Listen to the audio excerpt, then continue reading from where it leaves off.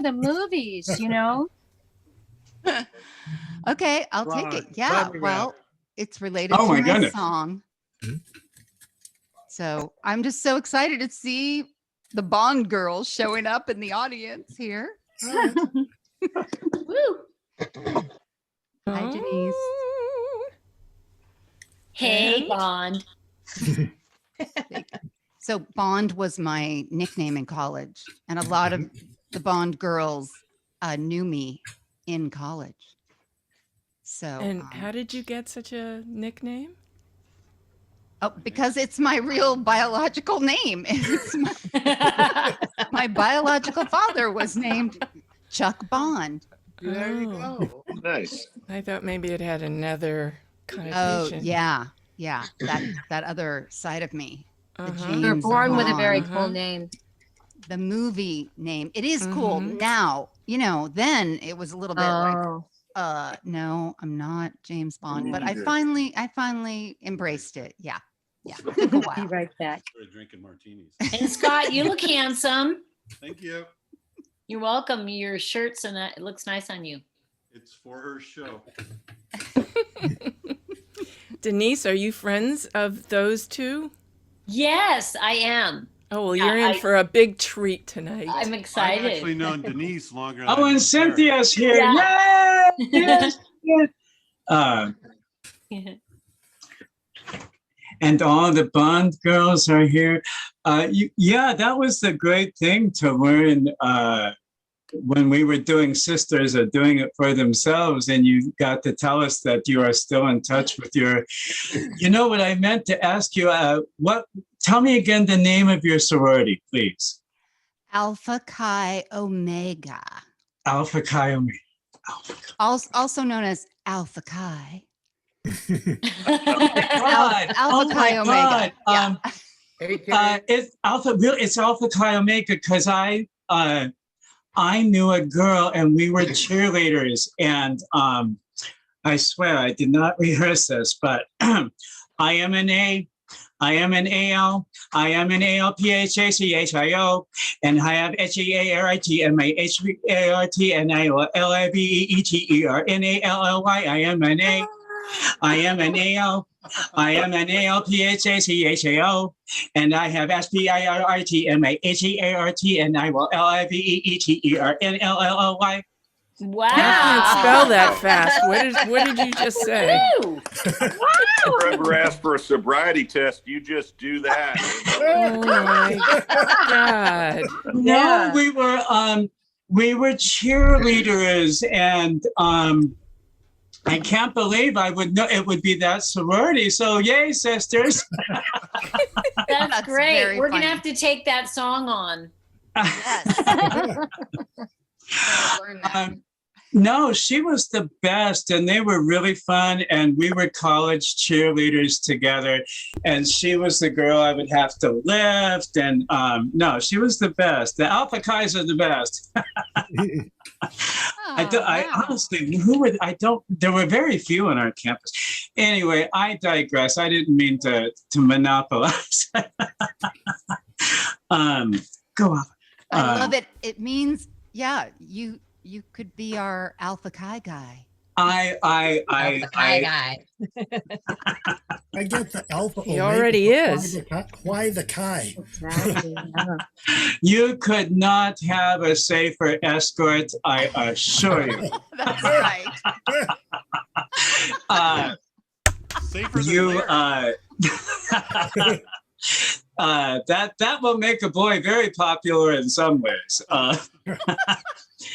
He's so safe. He knows everything about theater, and on the way home, I got a makeover. It was the best.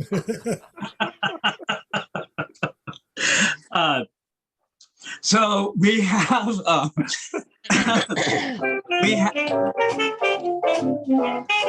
hello. Pamela, there we go. That's an entrance. And well, I should turn the camera a little bit so I can see my clock. Oh, yeah, whoa. Yes, good. We're about 4 minutes over. Oh no. Well, the first 5 minutes are really mine, so I'll have to. It turns out I don't know if Karen Spritzler knew when I'm trying to see if she's here. He's not. But she's Well, planning on it. I know that. Yeah, she's not here Well, a yet. couple of weeks, I'm going to put Mr. Puppy here. So Oh. a couple of weeks ago, we were fishing around because I really hadn't planned the next few weeks. And out of nowhere, Karen Spritzler said, "Pets, we should do pets." And I'm not sure that she knew that today is National Pets Day. So, Oh my Yay. God. Yeah, I did not know that. Yeah, I said animals too. She said animals, pets. oh, somebody, hello, Mr. Green.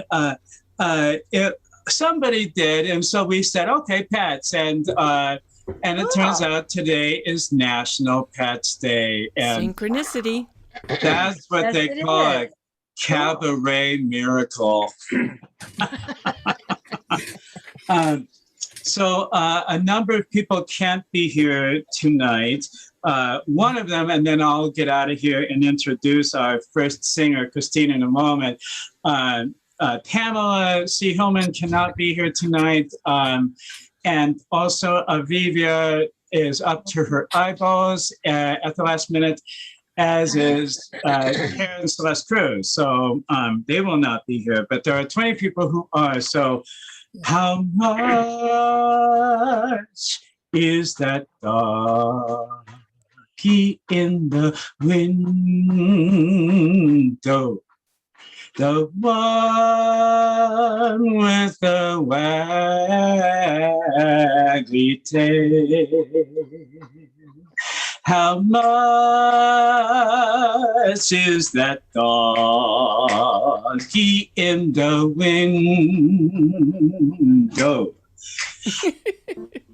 I do hope that doggy's for sale.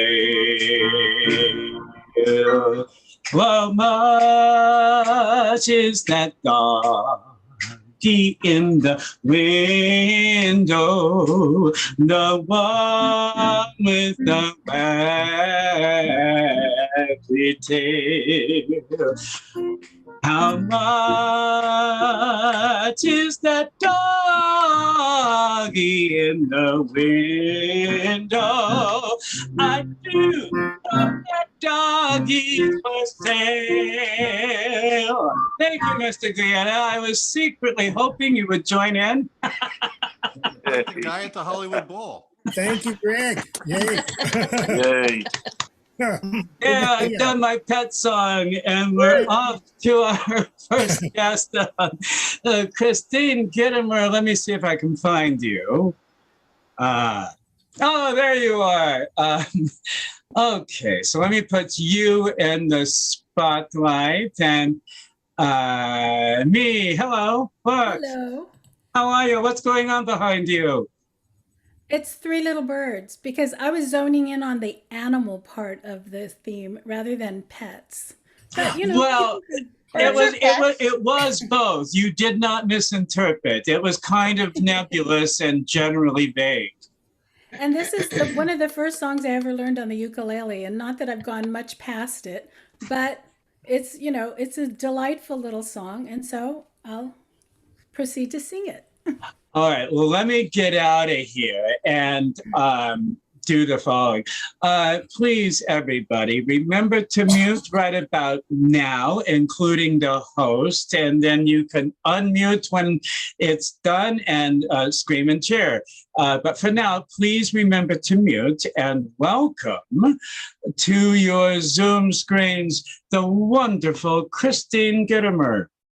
Thank you very much. Thank you. Thank you. So, as I said, Three Little Birds, probably you all know it. If you want to hum along or even sing, unmute, go right ahead. And obviously, a wonderful Bob Marley song. So, here we go.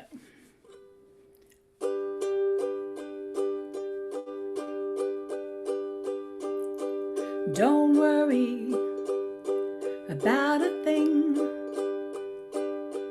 'cause every little thing is gonna be all right.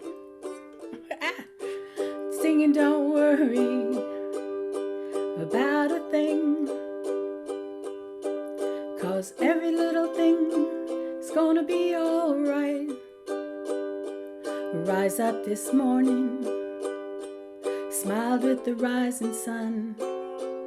3 little birds pitched by my doorstep, singing sweet songs of melodies pure and true, saying, this is my message to you. Don't worry about a thing, 'cause every little thing is gonna be alright. Singing, don't worry about a thing, 'cause every little thing is gonna be alright.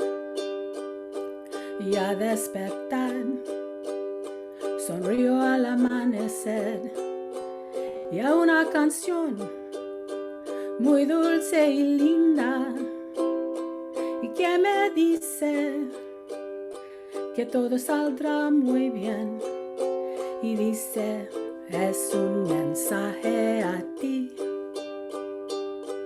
Don't worry about a thing, 'cause every little thing's gonna be alright. Don't worry about a thing, 'cause every little thing is gonna be alright. 'Cause every little thing is gonna be alright. Bravo! Yay, very nice. Wow. That was beautiful Very and nice. in Spanish How fabulous was that? En español Yeah. and Un poco en español. Did you do Very the sweet. translation? Huh? Did you do the translation? I heard a gentleman singing it on Facebook, and he was just making up the words because I guess there's an official translation. I could never really get those words down. Oh, wow. So I tried to figure out what he was saying, and I even contacted him, and he said, "Oh yeah, I'll send you the lyrics," but he never really did. He had just made it up spontaneously. Oh, So Really I nice. kept listening and trying to figure out what he said, and I think I got it. she sounds good. It all makes great. sense. Yeah, he's singing. He didn't really say anything about the birds. He said more about the song, that it was sweet and beautiful. Yeah. Oh, Nice.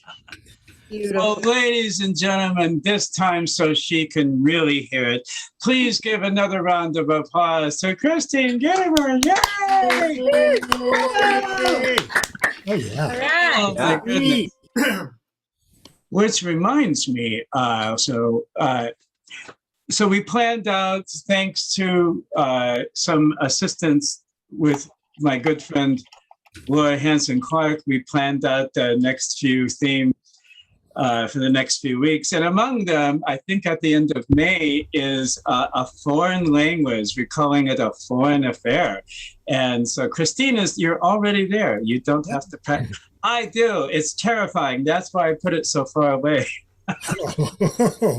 But I know, because anyway, and I will talk about those later. But for now, for whatever reason, I don't have a number 2. So we're going to number 3. I am an A. I am an A. It's Carrie Bond. Yay. Let me see if I can find. Oh, there you are.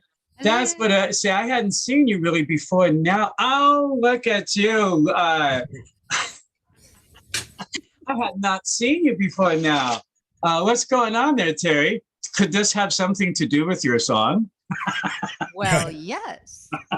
I went to college in the 80s. I loved dancing to this kind of music, some rockabilly tunes.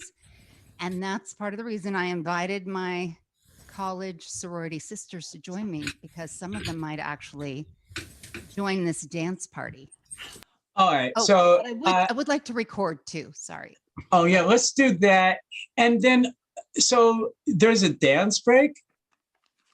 There is, well, and it's also kind of a bop and yeah, there's a short dance break at like So 30 if I were a little. good host and I wanted to spotlight the Bond girls during the dance break, I know, let me see, I know Kathy Laney, and Bond girl is obviously a Bond girl. Do you want them spotlighted now? Would that help? Or like just during the dance break? I think, yeah, during the dance break or whoever is inspired. All right, so I will keep a tight eye on who is inspired. So ladies and gentlemen, oh no, I just got a box of stuff. I'm gonna go back to here. Let me go back. Okay, so ladies and gentlemen, please be inspired and remember to mute, but also dance around. And welcome to your Zoom screens, the wonderful Terry J. Bond. Yay! Yay! Yay! Thank you. Yay! So Stray Cat Struts by the Stray Cats, featuring Brian Setzer, was a favorite of mine. So I invite you to enjoy this step back to the 80s. Dance party back to the 80s with me.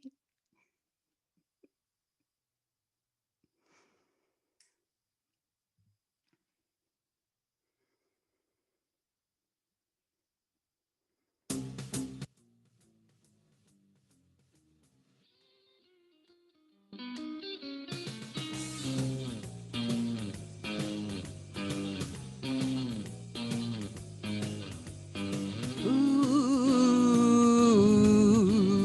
ooh, ooh, ooh. Black and orange stray cat sitting on a fence.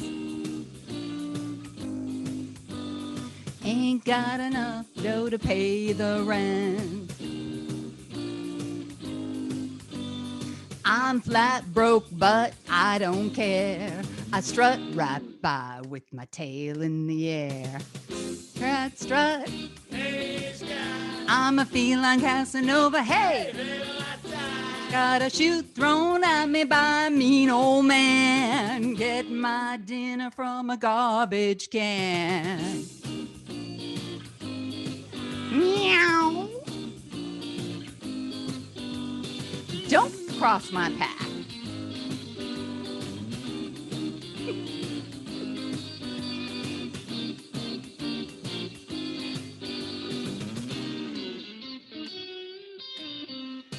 I don't bother chasing mice around. I slink down the alley looking for a fight, out into the moonlight on a hot summer night, singing the blues while the lady cats cry. Wild stray cat, you're a real gone guy. I wish I could be so carefree and wild, but I got cat class and I got cat style.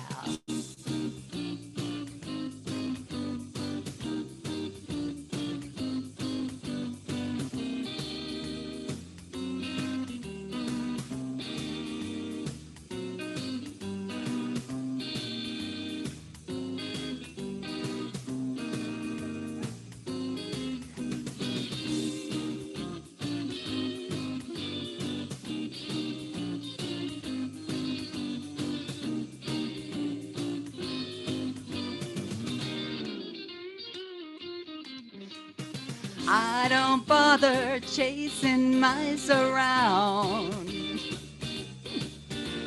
I slink down the alley looking for a fight, howling to the moonlight on a hot summer night, singing the blues while the lady cats cry. Wild stray cat, you're a real gone guy. I wish I could be as carefree and wild, but I got cat class and I got cat style.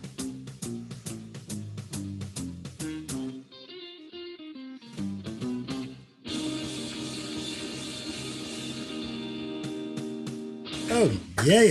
Yeah. Hello. Haven't heard that song in a long time. Wow. Meow. Thanks to my sisters for dancing. Oh, yeah. I just love that song. I like the attitude of that song. Yeah, you got to keep that in your repertoire. That was fun. Thanks. Yeah. Yeah. Where's Trip? Lose track? You lose him? You're muted, Joe. He went out catting. Oh, yeah. Well, I and I was saying so many nice things. That's the thing. Well, let me put the spotlight back on Terry. They've kind of switched a lot of these buttons around, but so this time, so that she can actually hear it, ladies and gentlemen, please give a round of applause to Jerry Bond, yay! And the Amplifier Girls. That's what I wanted to do. It's as close as we can come to real applause, but we really should hear it all at once. I'm a big believer in that. I just think that that's so helpful. I wanted to also make sure that I remember, since we have a number of visitors and potential new people, that I came up with this brilliant idea. That it's like a new policy. And so you can tell people, which is, if you are a newcomer, like it's your first time, you get to pick your spot. It can be any spot you want. You just like tell me which one it is, because the idea is to make it as easy as possible. And I think sometimes when it's new, it can be nerve-wracking, and what might make it easier is knowing when you are going to sing. So so there you go. That's my brilliant idea. Speaking of brilliant ideas, is Miss Karen Spitzler here? Oh, yay! There she is. Hello, Karen Spitzler. How are you? Well, I'm here and just in the nick of time, shall we say. Well, this was kind of your idea, so you better be here. Yeah, it was. Yeah, no, I had some technical problems, which wasn't my idea, but so well, they always have a habit of occurring about 5 minutes before you go on. My experience has been it's like my technical devices wait around all day for the moment that I need them. And then they conspire amongst each other to see how they can ruin yet another show for me. I swear that's what they do. You're not alone, my friend. You're not alone. But you overcame it. What are you going to do? What? Okay. Oh, okay. Rick was doing something. What did you say? Oh, you probably want to record. Yes, yeah. Okay. So let me allow you to record. Okay, so you are now allowed to record, and let me get out of here. And ladies and gentlemen, everyone, including the host, please remember to mute, okay? Thank you. All right, let's hope that I can get through this song without crying.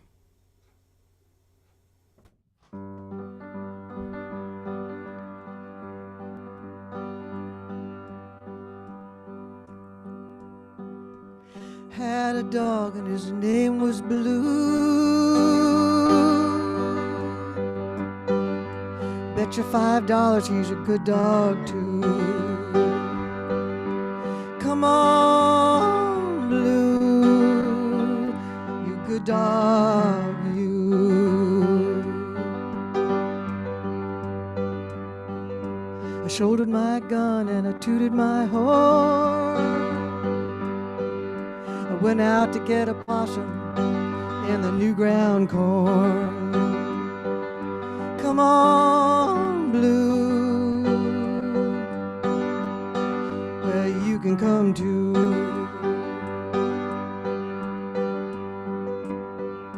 Well, old Blue bayed and I went to see.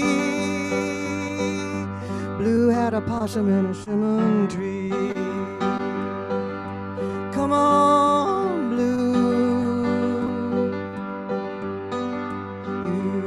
good dog, you.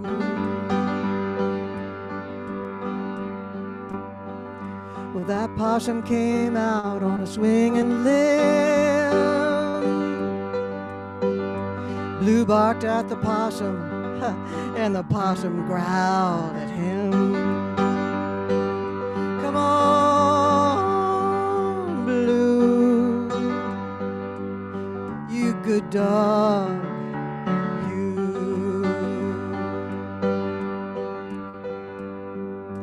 Blue grinned at me and I winked at him.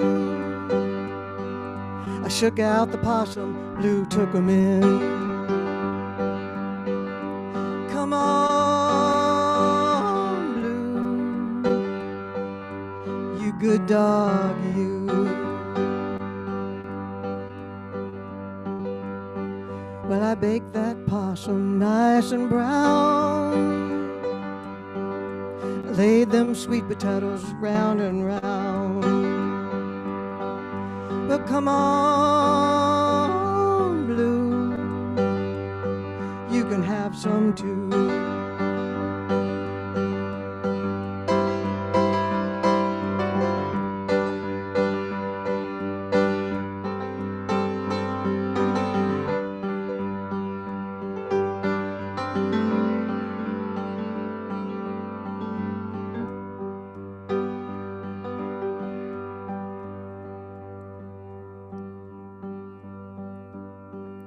Well, old Blue died, and he died so hard, shook the ground in my backyard.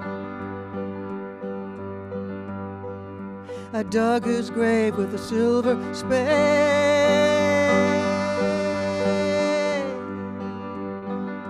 lowered him down with a golden chain. Go on, Blue, you good dog, you.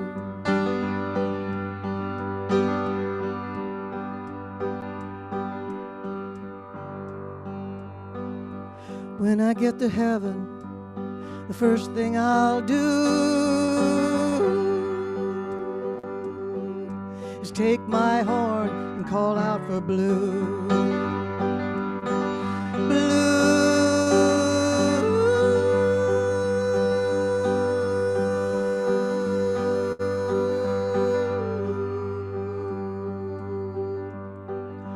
I'm coming to.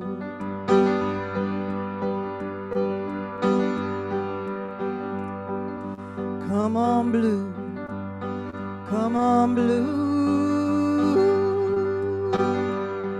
There's a possum in heaven for me and you. Go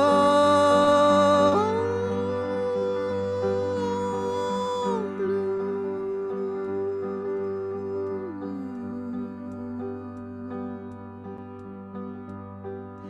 you good dog.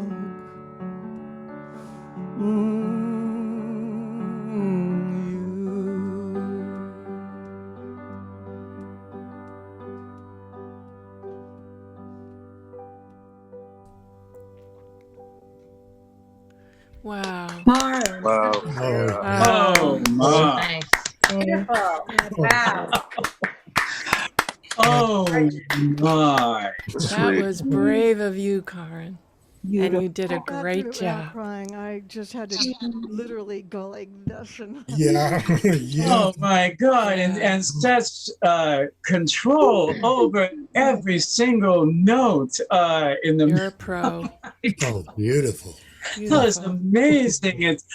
I don't know if anybody else heard this. Maybe it was just obvious, but I could hear the howling. I could hear the dog howling when you got to heaven and you called for Blue. It sounds like a wolf howl, and it was just epic. Oh my! Wow. Thank you so much. We're very sad now. I know we all have a boost. So, ladies and gentlemen, before I forget, one more round of applause so she can really hear it. Awesome. Oh, God. Jimmy Stewart would have loved that song. Oh, Remember that poem Jimmy Stewart did about his dog on the Johnny Carson show? Jimmy would have loved that song. Oh, goodness. That was Very moving. Yeah. So many people have covered that, but Karen, that was very, very special. It's my favorite. I have think. never heard it before, Karen. I thought it was your song. I did and too. It was one of the most powerful, deeply moving. That was absolutely incredible. I just think you're a superstar, girl. Yeah, yeah, I agree. There's only 2 chords in that song. Wow. G and D. Wow. Wow. Oh my. It's your emotion that fills it all in. Yeah. Well, my goodness. Wow. Try to follow that, Greg, Leanna. I was just thinking the same thing. Good luck with that. It better be an upbeat, happy tune. It is that. Oh boy. Can I tape it? Yes, you absolutely may. Allowed to record. And let me put you in the spotlight. Yeah. Ladies and gentlemen, Mr. Greg Gliana. How are you, Mr. Gliana? I'm good. This particular theme this evening is perfect timing. Because I'll explain. I have a cat, which I love dearly. But I sold a movie last year called Puppyhood, and it's kind of a romantic comedy involving people's dogs.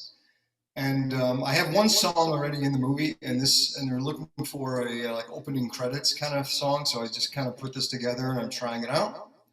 So well, here we go.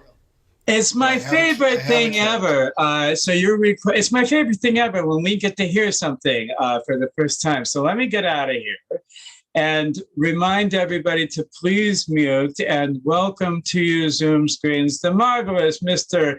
Greg Gliana. Thank you. This is a romantic comedy, so it's not heavy.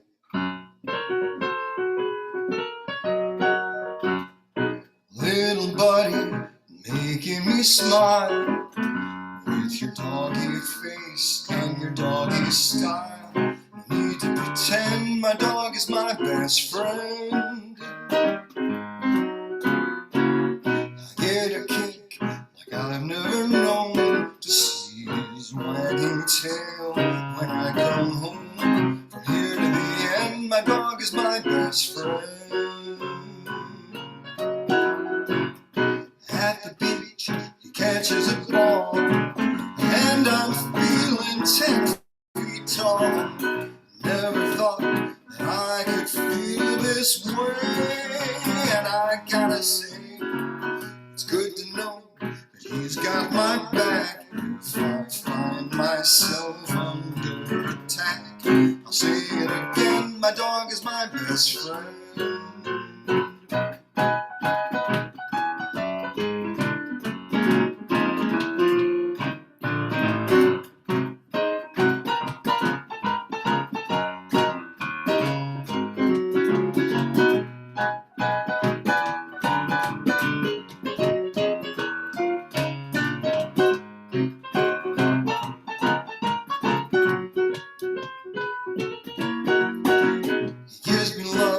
Just doesn't quit, his loyalty is infinite. I can always count on him to be a big fan of me. And when I'm sad, he gets sad too, and soars over me till I pull through. From here to the end, my dog is my best friend. I'll say it again, my dog is my best friend. Woof, woof. Yay. Hey, Greg. Thank you. Cute. Adorable. Loved it. And the dog didn't have to die. No. Oh. Well, you know, Mel Brooks always managed to write the opening credit theme song too. It's a very smart move. Well, he was directing. I'm not directing this one. Oh, It's nice that anybody is working and creating anything. For the few of you who don't know, Greg is the author of Meet the Parents and also A Guy Thing and the one with Danny DeVito. No, not there. Strangers. Yes. So for those of you who don't know, and so the idea that there's a writer doing anything is always great. I can't wait to see that. So thank you, ladies and gentlemen, Mr. Greg Liana. Yay! Congratulations. yay, yay, yay. A working actor. A new movie. Good for you. New right. That's writing is hard. It is. You have to sit down. That's the hardest part. Pamela Clay. Hi, Trip.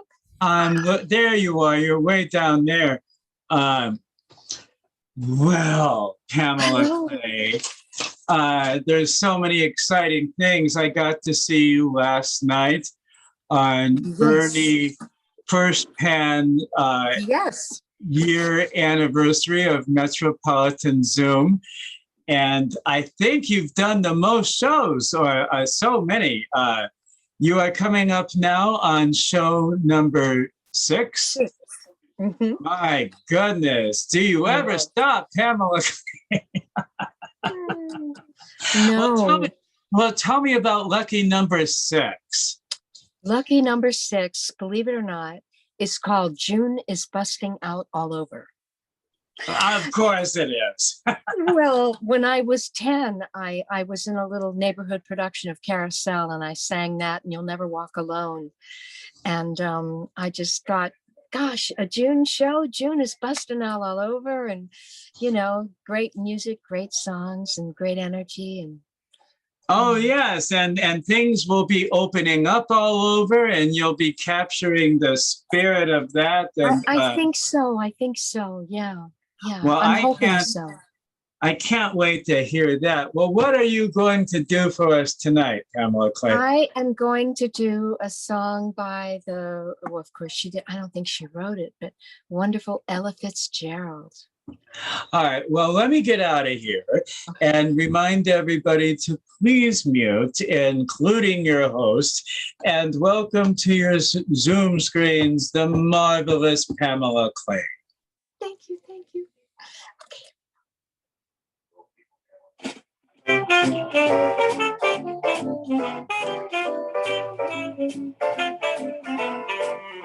Pack up all my cares and woes. Here I go, singing low. Bye bye, blackbird. Where somebody waits for me. Sugar sweet, and so is he. Bye bye, blackbird.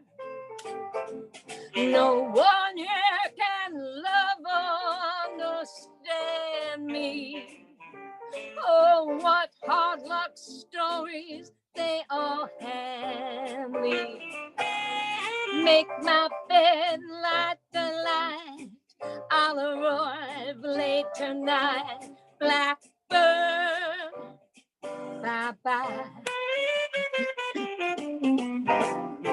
Pack up all my cares and woes. Here I go, singing low. Bye-bye, blackbird. Where somebody waits for me. Sugar sweet, and so is he. Bye-bye, blackbird. No one here can love or understand me. Oh, what hard luck stories they all hand me.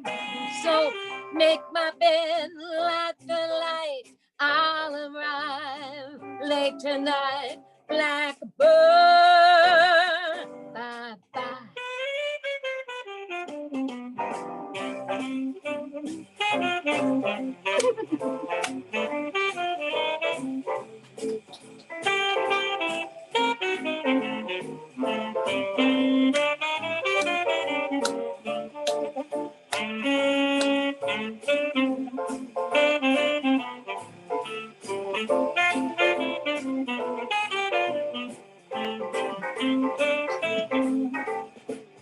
No one here can love and understand me. Oh, what hard luck stories they all hand me. Make my bed like the light.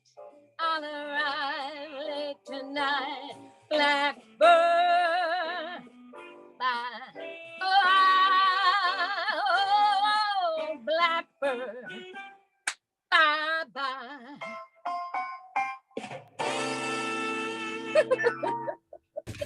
Nice. Oh, yeah. Oh, Very good. Wow. oh fun. Oh, I can't wait Nice. for your next Oh show. my oh, goodness. that was so much fun. Oh, yeah. It sounded like It it. is a fun Oh, one. love you all. It's so wonderful to be here and see you and be with you. Well, I can't wait for show number 6, and I will put a link for that show in the Thank you. newsletter that will go out tomorrow. So you'll just be able to click on it and get a ticket. And it's so great. And as long as we're here, you know, Bernie Firstpan is, and Joanna, it was so great to see you there last night, along with Francesca Amari, who cannot be here tonight because she's busy doing this. She's performing somewhere. And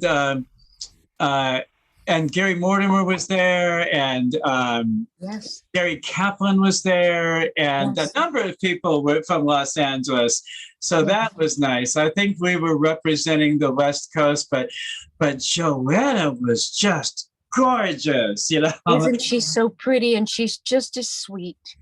Oh, so the two of them could not have been nicer. And Bernie Firstpan is like a visionary, and Yes. I believe he happens to be right that virtual cabaret is not going away any more than Netflix did. And I can't remember where I have my file, but somewhere I have a file when I first met Bernie, when he was giving a seminar and told us a little bit about his background.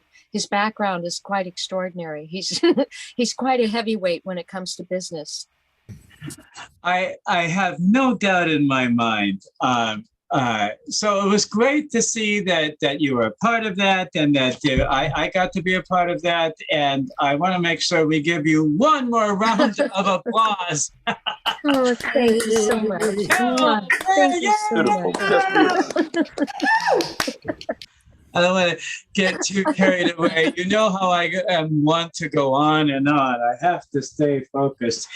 But I did tell a number of people who are not here that right around 8:15, we all have to send them very positive energy. But first, Tommy Tucker, Hey.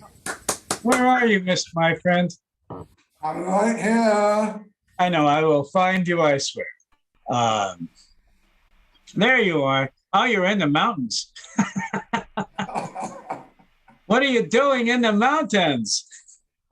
Yes, I decided to get some new background, and I love the mountain. So this is one of my favorite scenery. And so I know our theme for today is the animal, and I was trying to figure out what I could do for the animals. So I was trying to find a song that expressed love for the animal kingdom. You know, when many of us, when we were children, our parents had dogs and cats, and that was really our first time we were introduced into the animal kingdom. And as children, we had unconditional love for the animals, the cats and dogs, and they did so with us. So, and also, when nobody else loved us, we can always go to the animals and we will feel their love. So I decided to sing the song Alfie by Howard David and Burt Bacharach because it expresses unconditional love. And we can include it for the animal kingdom too. Okay, so let me Well, everyone, please remember to mute, and welcome to your Zoom screens, Tommy Tucker. Yay! Yeah, Oh, can you I want to record? record? Yeah, I would like, I forgot, I want to record this too. Okay.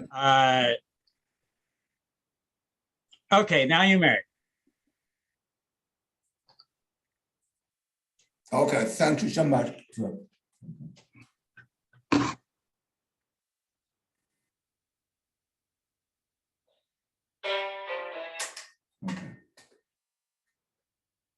What's it all about?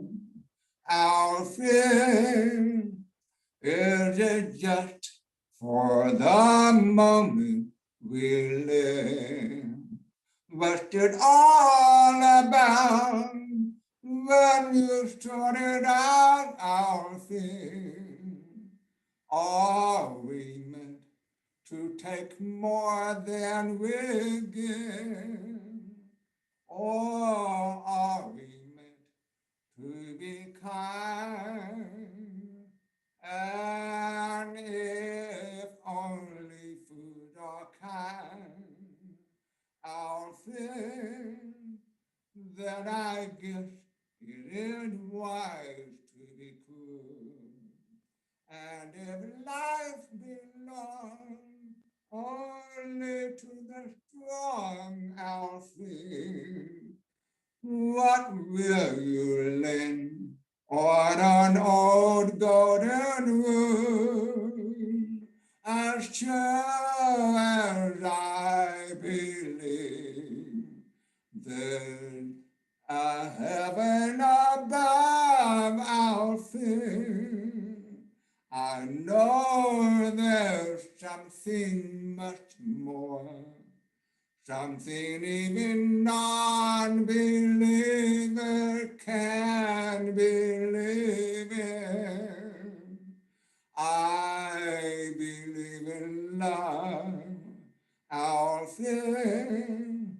Without true love, we just exist, our thing. Until you find the love you've missed, you're nothing, our friend.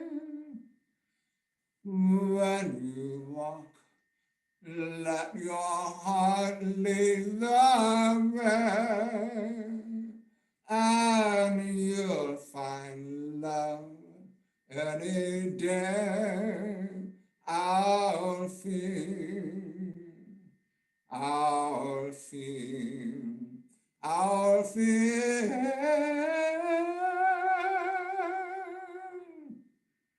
Thank you. Woo-hoo. Oh my goodness. Hey, very nice. Hey. Fabulous. Really beautiful. Oh Tom. my goodness. Oh my goodness. Well, thank you, Mr. Tucker. I love that. And so beautiful. And you're going all high tech with your background. You're no longer in front of the bathroom. That's very exciting for everyone. You don't have to clean your bathroom again. Isn't that nice? We're not going to be looking in there anymore. I gotta keep the acoustic here in the bathroom, definitely. But the acoustics are great. The acoustics are good there, yeah. Well, ladies and gentlemen, and you look fantastic. you really do. You're a mountain man. Well, ladies and gentlemen, please, one more round of applause for Tommy Tucker. Mountain Man. Woo. Oh my goodness. Well, you look terrific. How fun is that? Well, let me see. You would think I would know. Janet S. Blake. Yay. Oh yeah. Oh yeah. Oh yeah. Yay, Janet S. Blake. Everything will be okay, Janet. What? Oh, look at the. Let me. There you are. And did you want to record? Sure. Just in case, you never know. You never know. Trip, I wanted to tell you. Growing up, I was one of 6 kids, and we all wanted a dog, and we never had one. But we used to sing "How Much Is That Doggy in the Window" all the time. It was our song. So thank you for singing it. Thank you.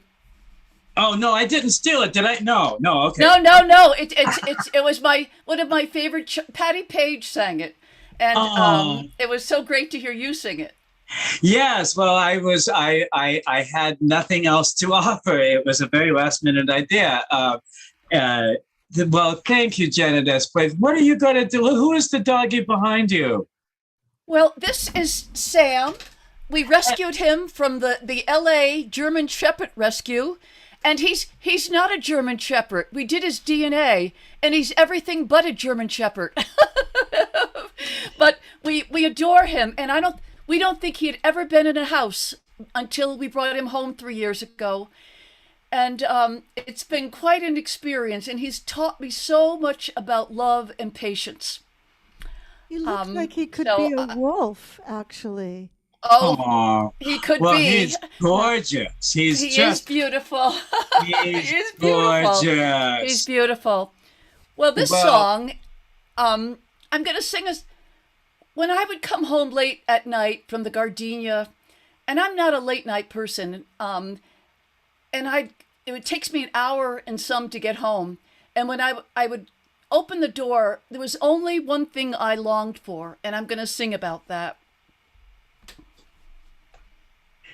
Well, ladies and gentlemen, please remember to mute and welcome to your Zoom screens, Janet Esquith. That melt you with a grin. Oh, here we go. I'm going to try it again, one more time. I was too quick. Sorry. Here we go. Friendly face, the kind of face that melts you with a grin. The kind of eyes that welcome you the minute you walk in. A tender glance you simply can't refuse.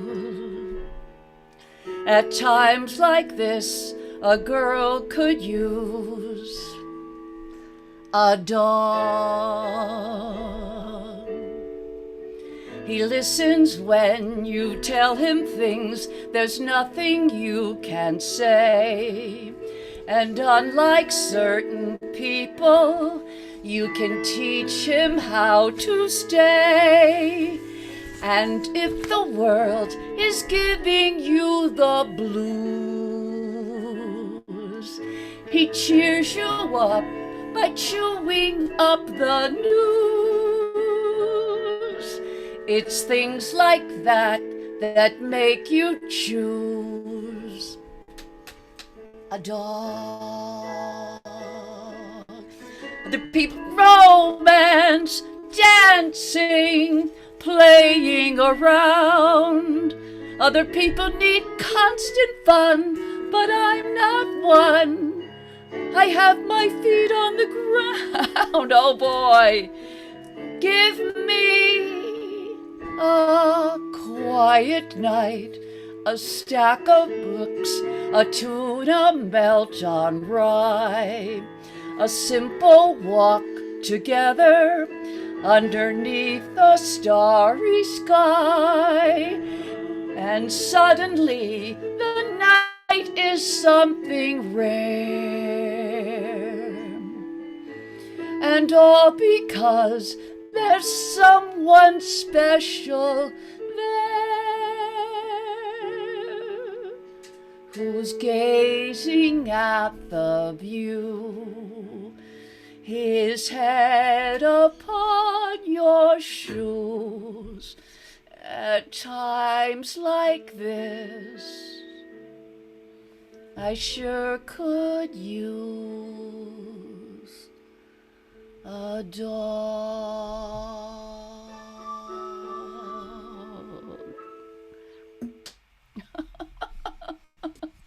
Oh, so beautiful. Oh,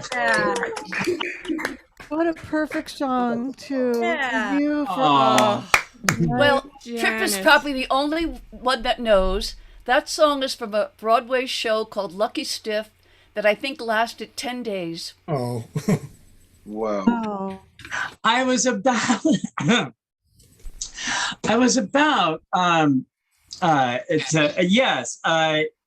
it is a terrific show, Lucky Stiff. It's by Lynn Ahrens and Stephen Flaherty, and it's a super hard show to do because the lead has to play like 7 different parts, or I don't know, but I remember Lynn Ahrens from time to time would moderate the Lehman Eagle workshop for composers and lyricists, and she would talk about the challenges.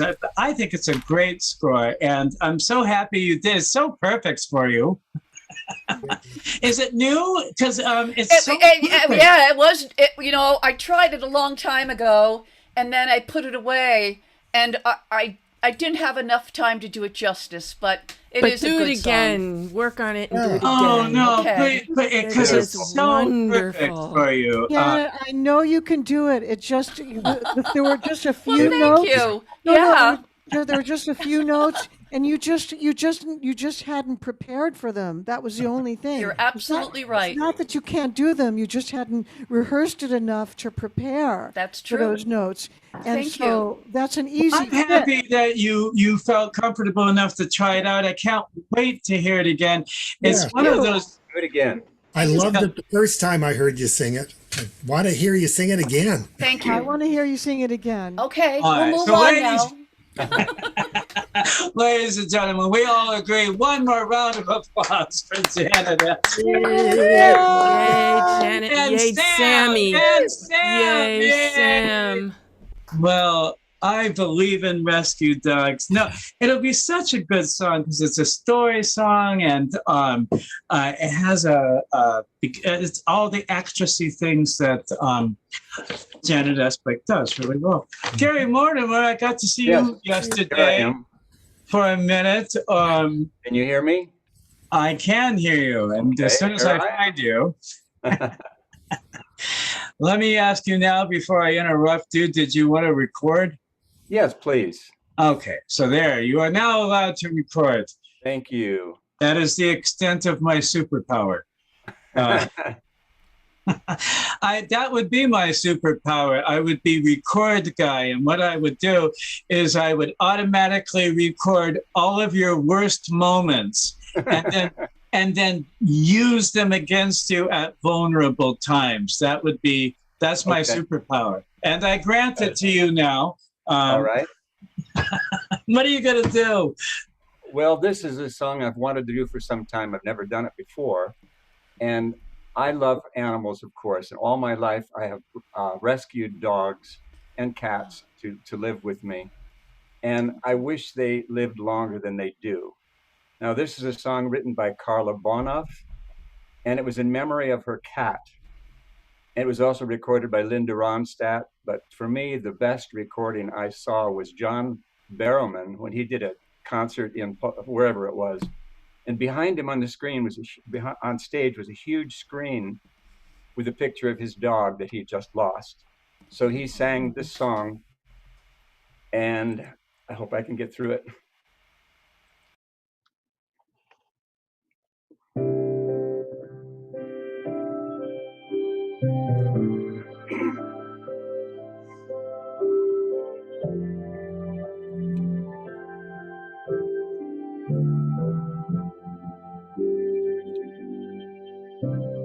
Oh, we never know where life will take us. I know it's just a ride on the wheel. And we never know when death will shake us. And we wonder how it will feel. So goodbye, my friend. I know I'll never see you again, but the time together through all the years will take away my tears. It's okay now. Goodbye, my friend.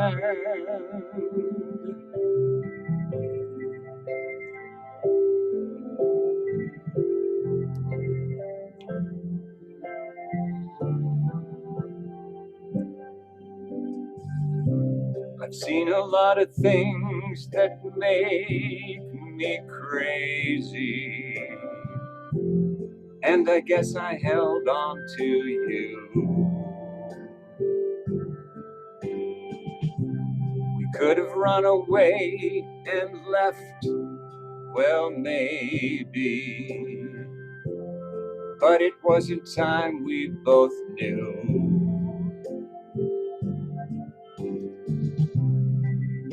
So goodbye, my friend.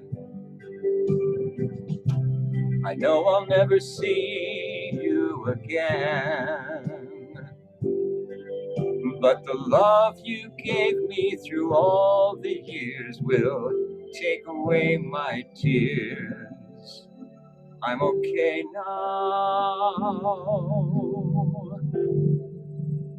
Goodbye, my friend. Life's so fragile and love so pure. We can't hold on, but we try. We watch how quickly it disappears, and we wonder why. But I'm okay now.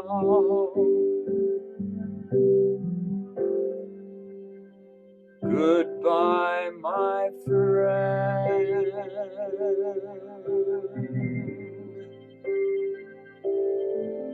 You can go now.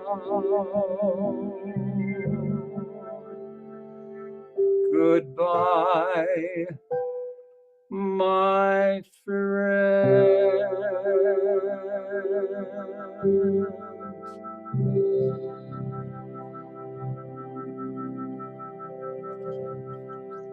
Wow. Yeah. That was Oh great. my, Oh my God. Wow. oh my goodness. Gary, you got Some of Oh, you through guys it. are You driving got me to through drink. it. oh Yeah. my. Sure. Wow. Oh my. Yay. That was magnificent though. I know That's it. Yeah. of all of our pets that we've lost, and Yeah. memories. Yeah. Oh, oh. Very reminiscent of like a Mr. Rogers song Yeah. almost, you know. Yeah, I think Can you so. just hear that on Mr. Rogers? You know, just beautiful. Yeah. Well, You guys are Gary, driving me to drink with some of these sad songs. I just got to say, there was a moment, you know, where there was a pause in the music and you so perfectly came back in, you know, it just knocked me for a loop. It was stunning how you did it. It was so perfect. It was just like right on there. So you have succeeded in once again ripping the heart out of my chest. Sorry. Gary, you did such a beautiful job, and maybe sing some more Carla Bonoff songs because she's such a great songwriter. She's not She with is. us anymore, you know, but She wrote some wonderful things. Yes. yeah. Well, ladies and gentlemen, please, another round of applause for Mr. Gary Mortimer. Yay! We will take the spotlight off of you. That'll help. It will, I assure you. Mr. Scott Barton. Yay. How are you, my friend? There you are. You're all dressed up. Yeah, this is. Oh my goodness! I've seen that outfit before. What are you going to do with it this time, Mr. Barton? Well, again, it's kind of like for something completely different than we just heard. Oh, thank you. So when the theme came up with animals, I didn't hear pets. I heard animals. Of course, you know, I'm the one that brought us cheeseburgers last week. My mind immediately went to lobsters. And we're going to do a song that kind of, in my opinion, kicked off the 80s. It was originally released 1979, didn't do very well. But when The B-52s released their first album. This became their best or most well-known song, and really kind of started them on their way. So we're going to do a little Rock Lobster. Is there a dance break? There are a couple of dance breaks, so get up and well, I'm just going to tell people you may be put on camera. And I don't want Scott dancing alone. And we're gonna dedicate this to all the Bond girls in the house. Of course you are. Ladies and gentlemen, please remember to mute and dance, and welcome to your Zoom screens, Scott Biden. Okay, here we go.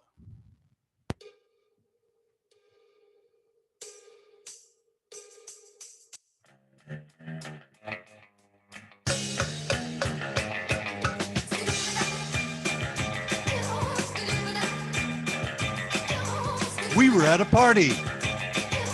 His earlobe fell in the deep. Someone reached in and grabbed it. It was a rock lobster.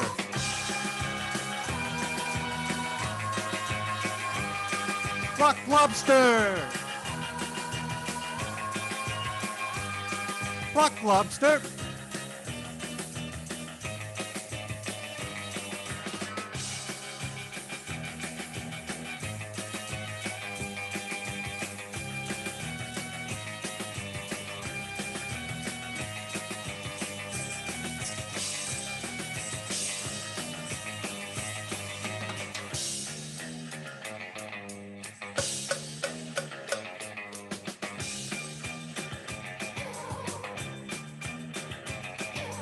We were at the beach.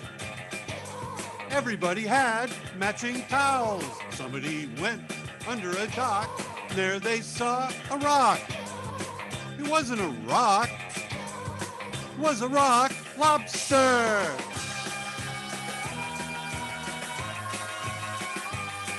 Rock lobster. Rock lobster.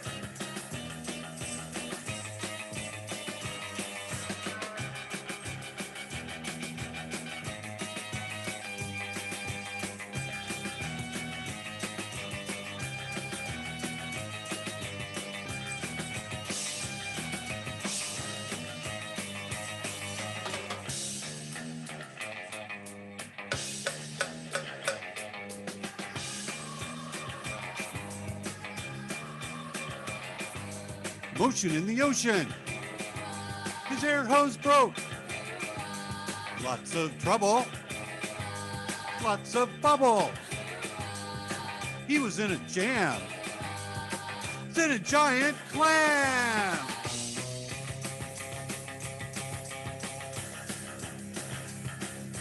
Rock. Rock. Rock lobster. Down. Down.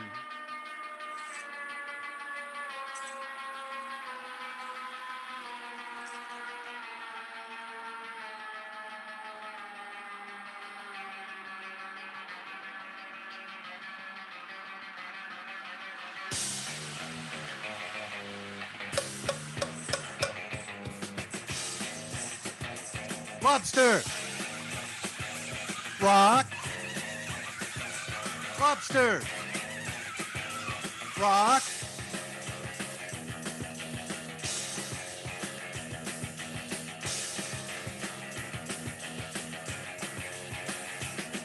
Let's rock.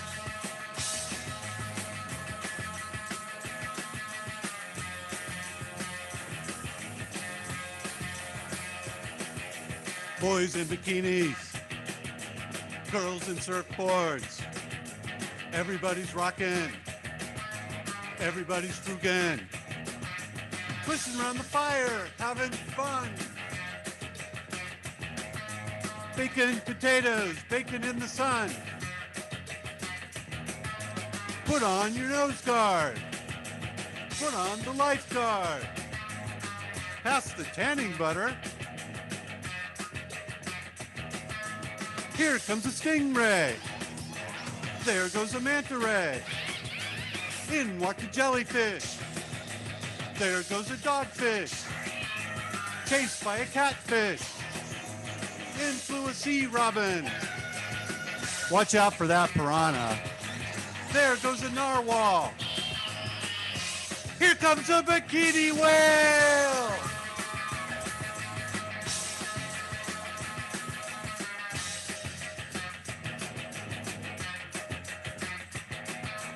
Rock lobster. Rock lobster. Rock lobster. Rock lobster.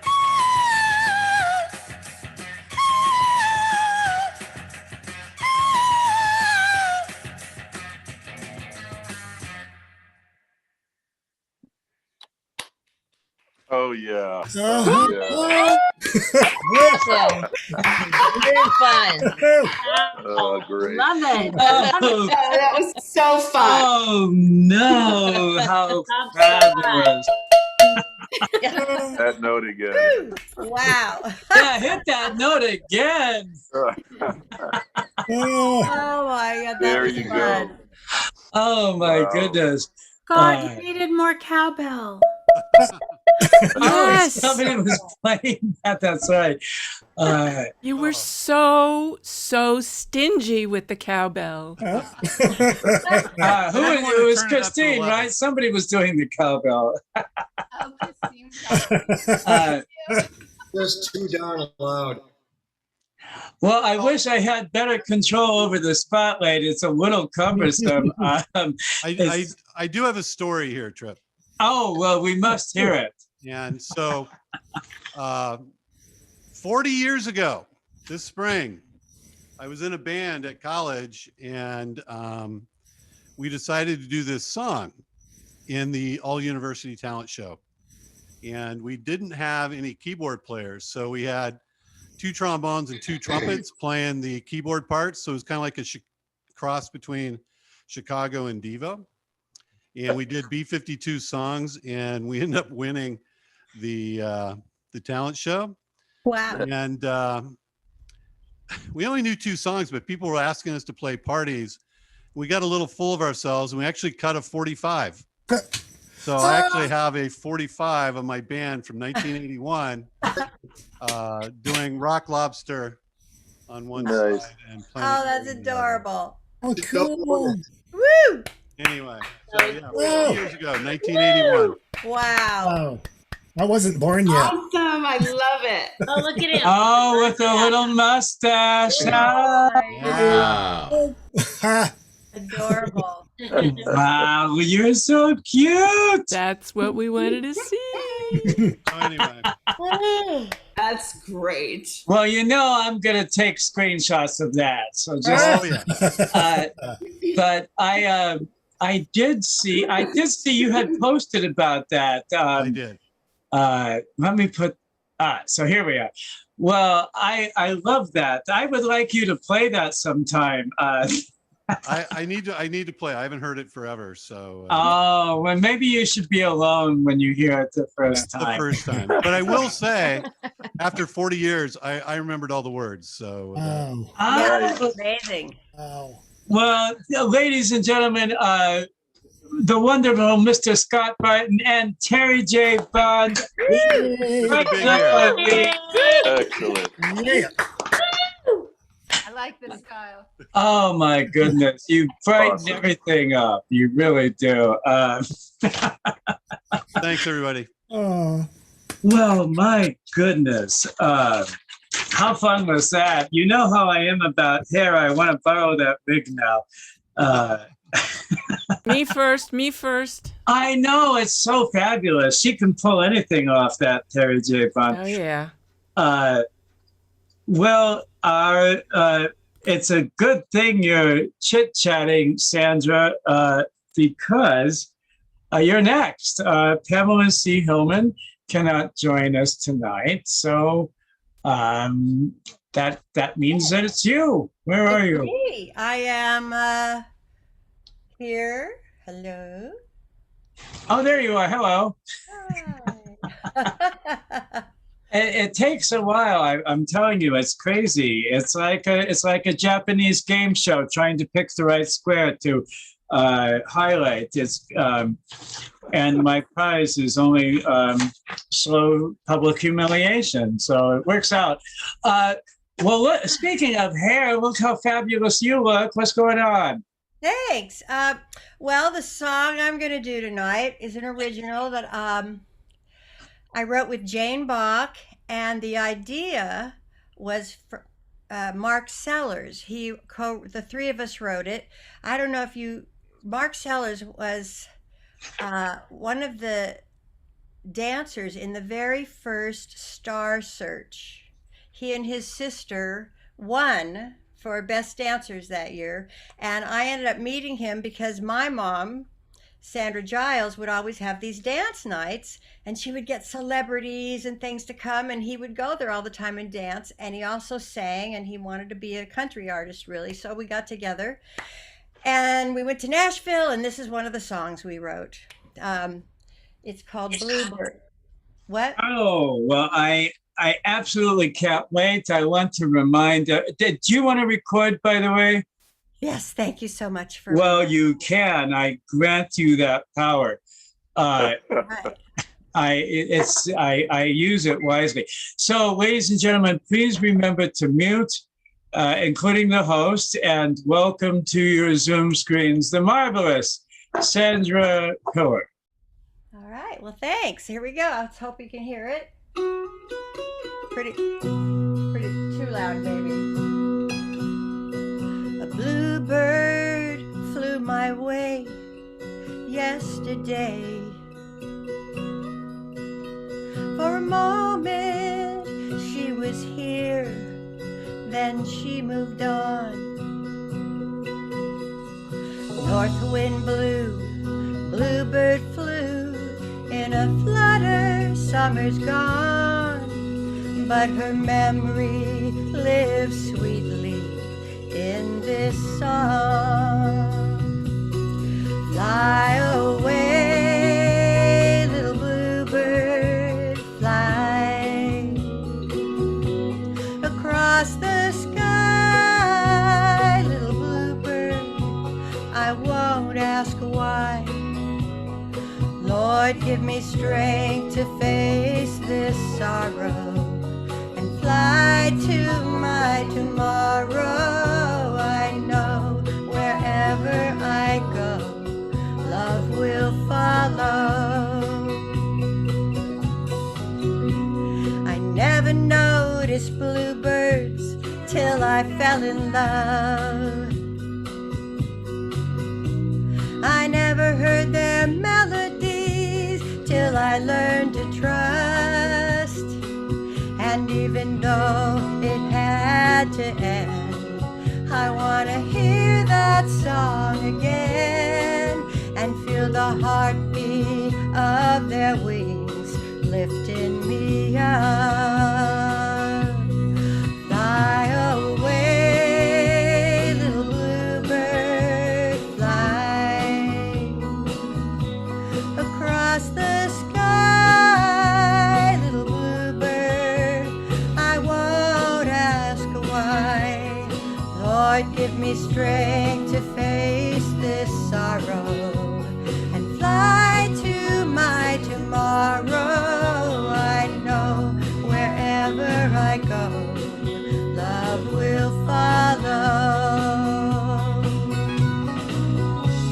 Oh, these precious things I wish I could control, but I'll keep the faith and just let go and fly away, little bluebird, fly across the sky, little bluebird, I won't ask why. Lord, give me strength to face this sorrow and fly to my tomorrow. I know wherever I go, love will follow. Oh, I know wherever I go, love will follow. Oh, I know wherever I go,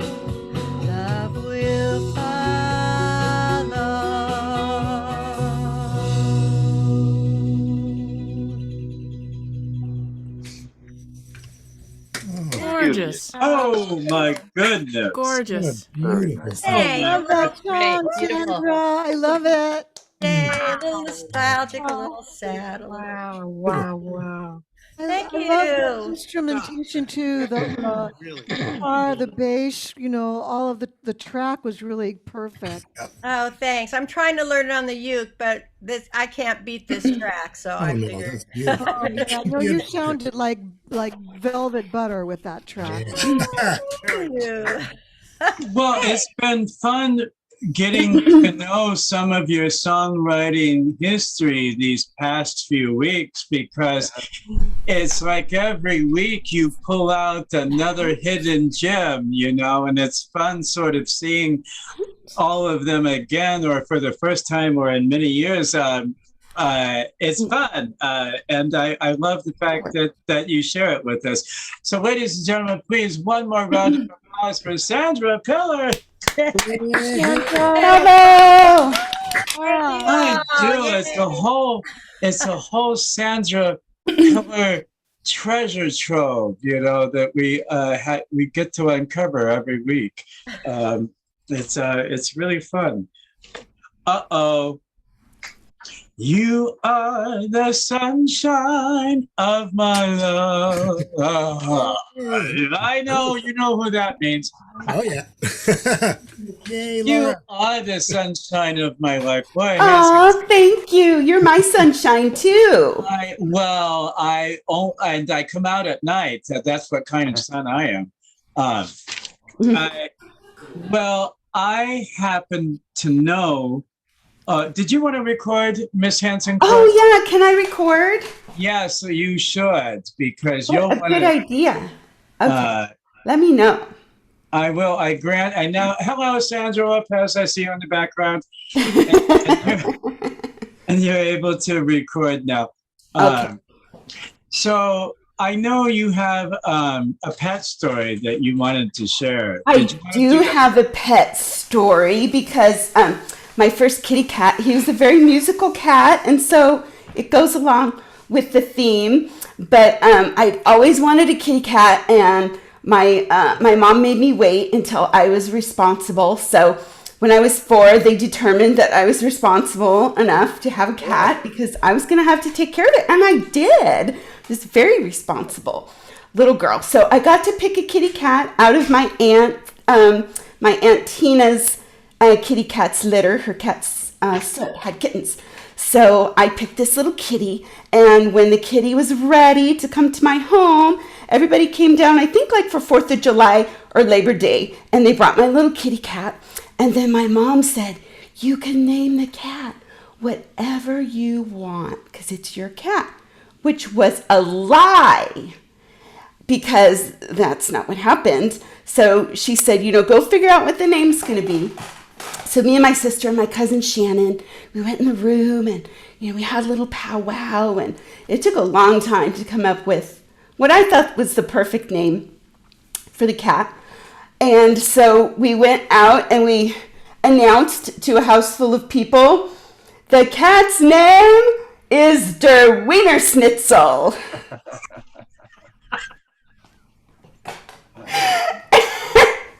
And my mom was like, what? That's the name you came up with? You can't name the cat Der Wiener Schnitzel. And I said, well, you said I could name it whatever I wanted. And she said, I didn't know you were going to come up with Der Wiener Schnitzel. So she said, I'm not going, to the front door to call the cat, here, Der Wiener Schnitzel, Der Wiener Schnitzel, Der Wiener Schnitzel. And I said, oh, I figured that part out because we can shorten it to Wiener.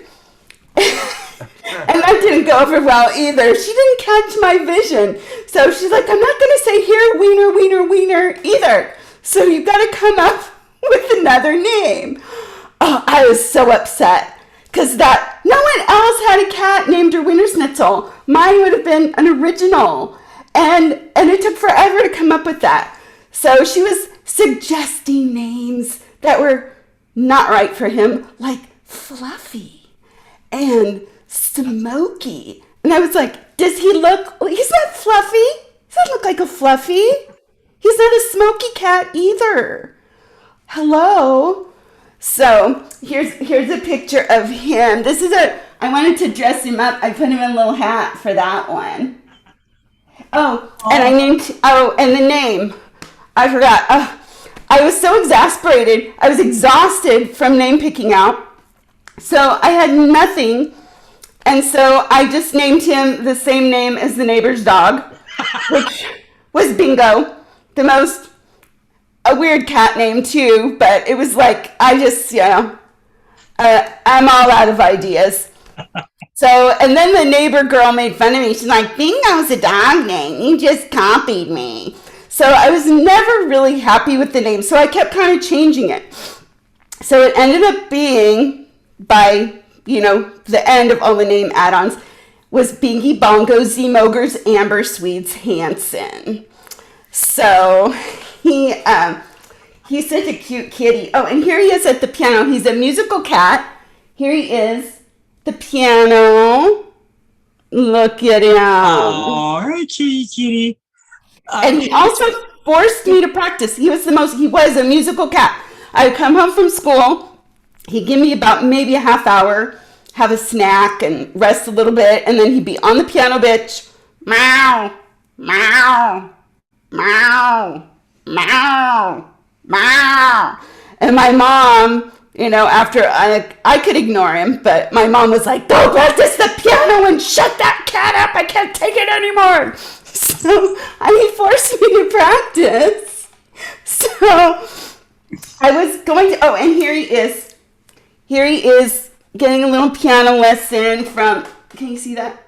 Oh, my sister. yes. And here I am playing the piano. Oh, so there on the piano bench. Evidence. He was such a good kitty.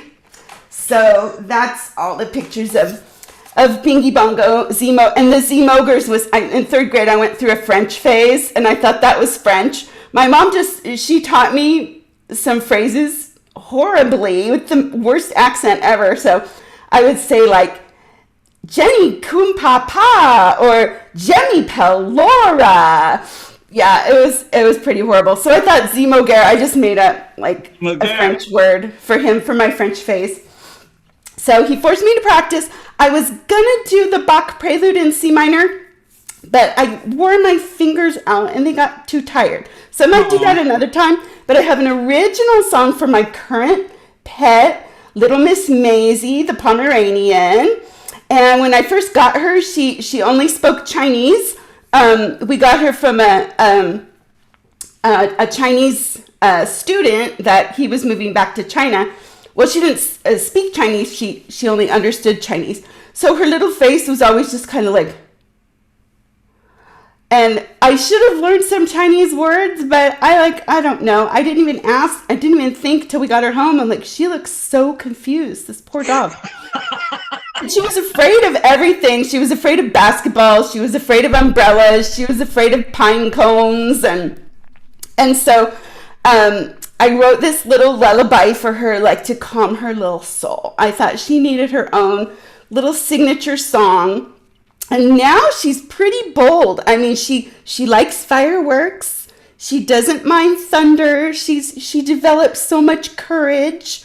And so this song is for Little Miss Maisie, and it's called Lullaby for Puppies. And I'm not really a songwriter. I did my best. There's no chorus and there's no bridge. So just bear with me. It's my dog's song.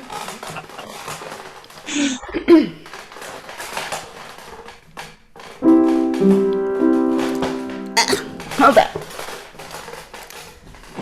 I'm not comfortable yet. The day is over. You've had your fun and run through clover. Hunted lizards chase some butterflies. Now close your eyes and curl up in your comfy bed. Lay down your little sleepy head. Fan your fluffy tail over your eyes.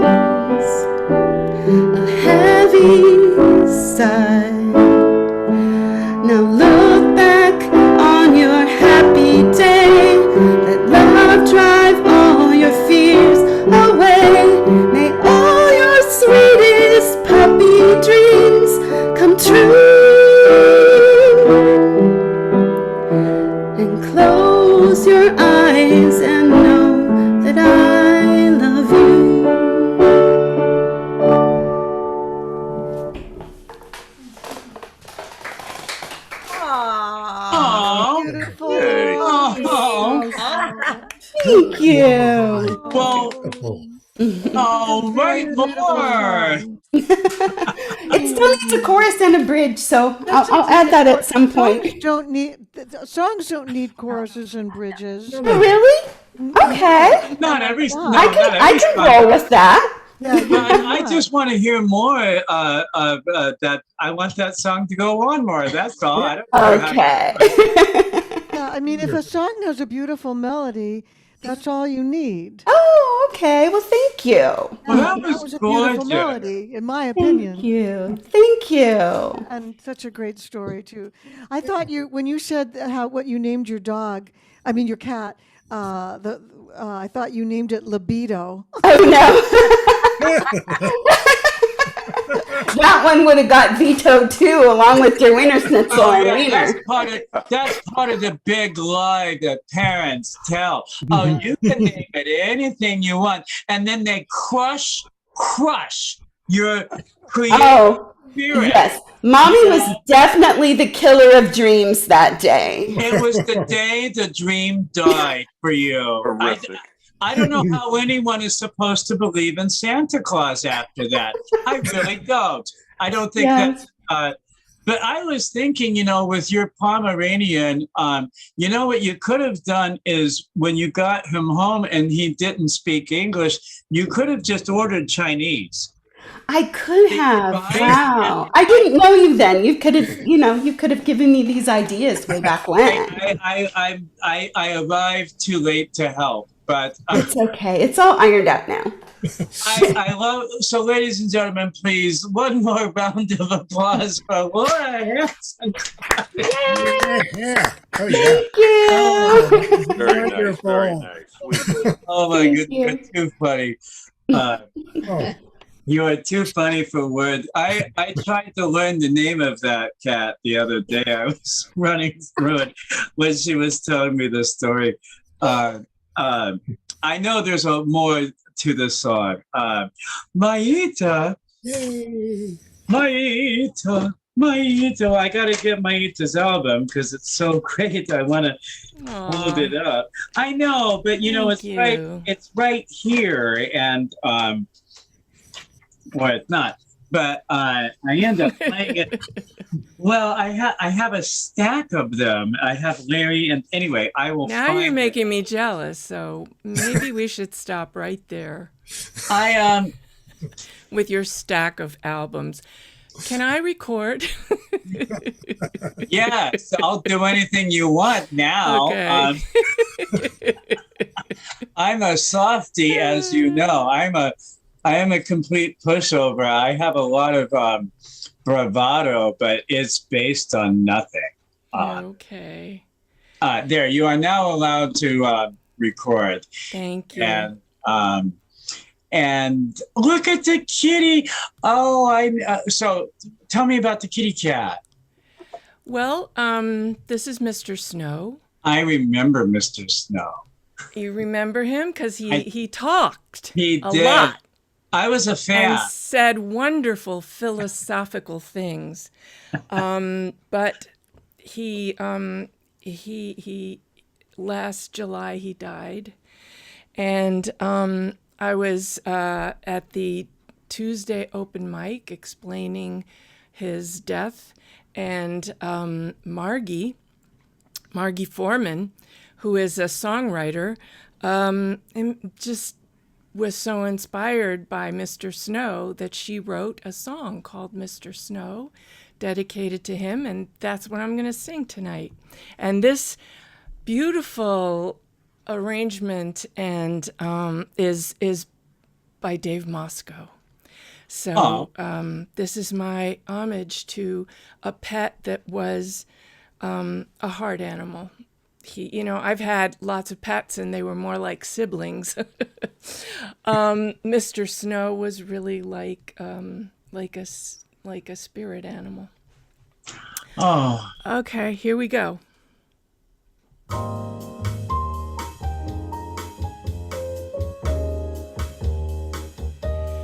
Where'd you go, Mr. Snow? Were you only temporary? Why was I the last to know? How'd you melt my heart and make it feel like 17 below? Mr. Snow, where'd you go? Why so soon, Mr. Moon? Is it my imagination, or did you just change your tune? Did I really hitch my wagon to a helium balloon? Mr. Moon, why so soon?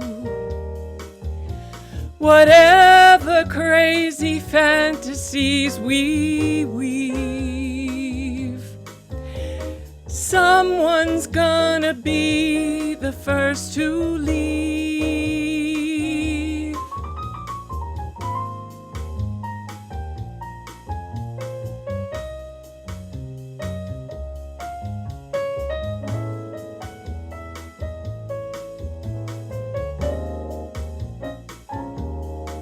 Whatever crazy fantasies we weave, someone's always gonna be the first to leave. What's the plan, Mr. Man? Can we ever truly find our way back to where we all began? As we wander through love's desert like a gypsy caravan. Mr. Man, what's the plan? Where'd you go, Mr. Moon?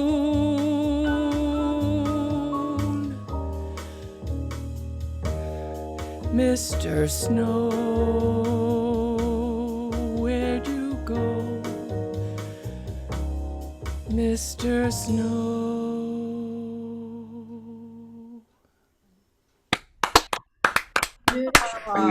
Oh my Maïta's goodness. wonderful. Wonderful. Maïta, that was really beautiful. Thank you. Oh my Really, really goodness. I really couldn't believe it when I heard this song. It blew me away. Yeah, it's really beautiful song, and you sang it so beautifully. Arrangement is great. Yes. Thank you. Well, I Dave, want to say, Dave awesome. once in a while on Tuesday night, I get to check in at Carrie Kelsey's open mic where Dave Moscow is there, as well as Dory Amarillo. And once in a while when I check in, you can't miss Margie. And I really, and she's really fabulous and unique and so fun. I look forward to seeing her in particular when I go there. And of course, I don't think anybody notices me at all. But Are you kidding? But she mentioned one night out of nowhere, and I wasn't paying attention, but she was saying, yeah, I wanted this song to be like, oh, I don't know, a cross between like if Larry Davis and Trip Kennedy had a baby. Well, let me tell you, she lives in Nashville, and she, she's, do you know her, Sandra? Margie? Yeah. Only through the open mics. Oh, But well, that. she told me that she submitted this song to somebody, and he said, where has this song been all my life? And I know, because it sort of says what it's going to say in a kind of offhanded way, and so it's easier to sing than to say, I'm so sad because my cat died. She just kind of got it. It's also got like a universal sort of feeling about it where everyone can sort of put their own design upon it. It's a really beautiful song that way. Yeah. Everyone can relate. Yeah, she's Beautiful, really, really Maita. good. Well, sometimes I was told sometimes you have to go in the side door, you know? Sometimes Yeah. you go in the side door. I just wanted to say, I remember Mr. Snow. I looked forward to his videos. And there was a terrific, I remember one terrific picture that Mr. Snow was with his doppelganger. Like there's another like stuff. Oh, yeah. Yeah, I just remember Mr. Snow contemplating his doppelganger. Yes, but you would never miss Mr. Snow because, he was a stray and a feral cat. He had never been in a home before, and so when they grab feral cats to neuter them, they cut their ear. You can see that he's had the tip of his ear cut off. Oh, yeah, I wondered. And I at first it really bothered me, and then I just sort of grew to love it because I loved everything about him. Why did they do that? Why did they do it? So they don't have to do it, so they know not to do it again, not to capture them again. Well, ladies and gentlemen, please another round of applause for Maita Dinos with the song by Mikey and Mr. Snow. Yay! Beautiful, Maita. So beautiful. Well, all of the pictures of Mr. Snow, he always just looked like he was in very serious contemplation. He was. He has a very, and he was a big E.E. Cummings fan. Was? Well, you don't have to do any capital letters, of course. I understand. It's much easier to type. I get it. You were able to get the feral cat to come into your house. You tamed it over time. He started at the edge of our property. He was there. He would just show up, and slowly he started making it closer and closer. And I'm telling you, he was like we were meant to be together. Oh, that's so sweet. Oh, I am looking for Sarah. Oh, there you are. Don't do the Sarah dance. There was one week I could not find Sarah, and then later when I looked at the video, there was a rather elaborate aerobic routine happening that no one could have possibly missed but me. And now I kind of live in fear that if I... Flagging down a plane, getting your attention. She was doing the whole thing. It was a party that only I could enjoy, but I loved it. What are you going to do for us, Sarah Lopez? I'm gonna do a song which I went to College of the Canyons out here in Santa Clarita and got my associate's degree there in music. And when I first started going there, I took voice lessons for jazz voice, and this was the first song I sang for our music majors master class. So this is a Brazilian song about a duck.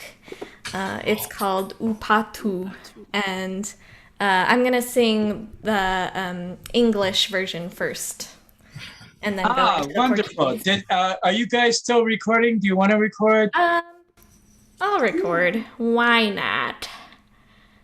Well, you can send it back to your college and so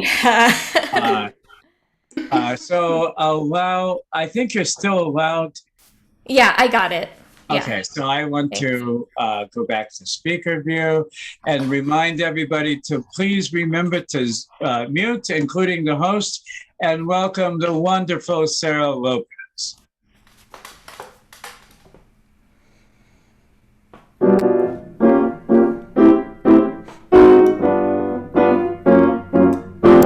Upatu.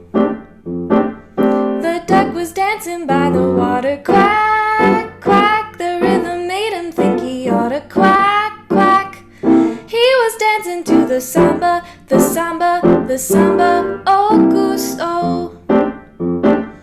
The goose was gaining, passing by. Honk, honk, honk. He stopped and gave the dancing try. Honk, honk. He was dancing to the samba, the new thing, the new new swing.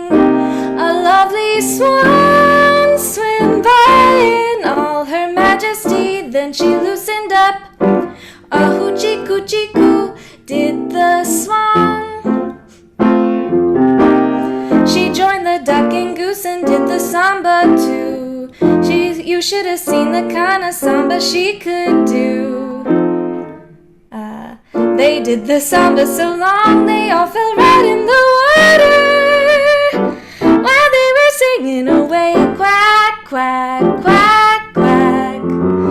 Quack, quack, quack, quack, quack, quack, quack, quack. O pato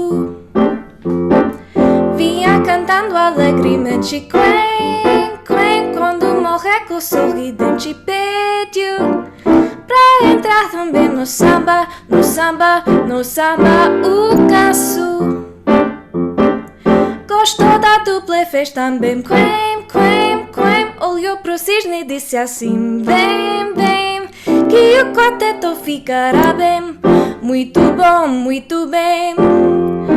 Na beira da lagoa fora me ensaiar para começar o tico-tico no fubá. A voz do pato era mesmo um desacato. Jogo de cena como um caso era mato.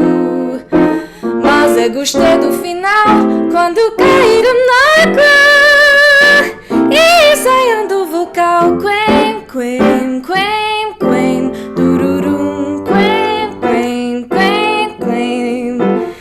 Quen, quen, quen, o pato. O pato.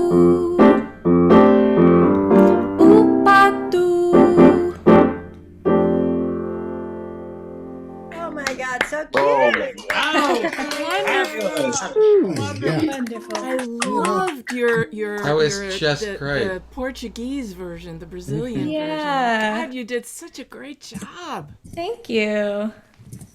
You sound You great. I didn't know that song before my voice teacher recommended it for me, and I just thought it was so cute. So, yeah. It is very it's super cute, and that was the first one. Right? That was the first thing they gave you. Mm-hmm. Yeah. Wow. And to both play and sing, or just to No, I just sang it at that time, and yeah, my playing is interesting on this, but that's okay. Well, it doesn't. You don't need to do much because the lyrics are so cute. Yeah, yeah. So who cares? And the range is all over the place. That's what's amazing. So, well, I loved every minute of it. So, ladies and gentlemen, please, one more round of applause for Sarah. Thank you. Super. And Sarah has a fan. Mr. Landon is here. Hello. Hey. So let's take the spotlight off of Sarah and well, I have Zane Michael down. Hello? Yeah. Oh, well, wonderful. There you are, my Hi. friend. I see you. Hello. How are you, my friend? What's going on with you? Good. I just got my first dose of the vaccine, so I'm taking my first step to actually going back to being a performer. Awesome. Awesome. I will see you in May. I will see you in May. What are you going to do for us tonight? I was looking for a standard, but I couldn't find anything that I liked at the last minute, so I just went with this pop song that I've been listening to for a couple of days now. This is Michelle by Sir Chloe. Awesome. So everyone, please remember to mute, including the host, and record if you want. And welcome to your Zoom screens, Mr. Zane Michael.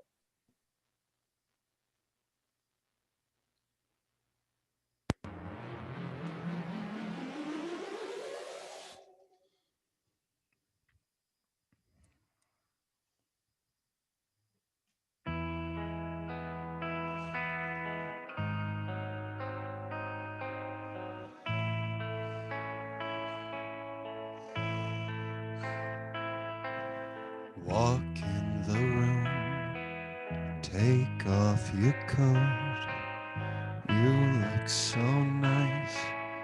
I've been so cold. You wanna be my special one. I cannot breathe. Please just go home. Michelle, Michelle, you are a monster from hell. Michelle, Michelle, you are a monster from hell.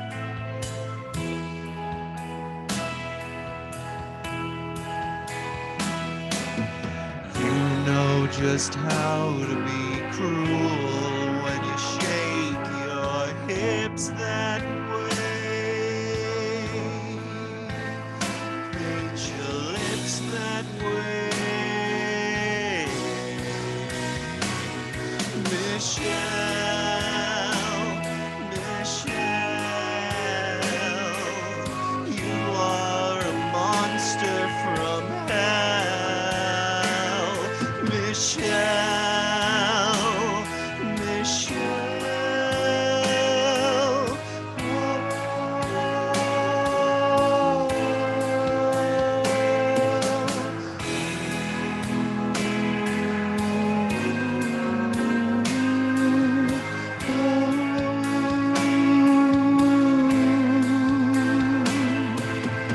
Walk in the room, watching you smoke. I'm such a fool. Take off your coat. You know just how to be cruel when you paint your lips that way. I don't care what you say. Michelle, Michelle, you are a monster from hell. Michelle, Michelle, you are a monster from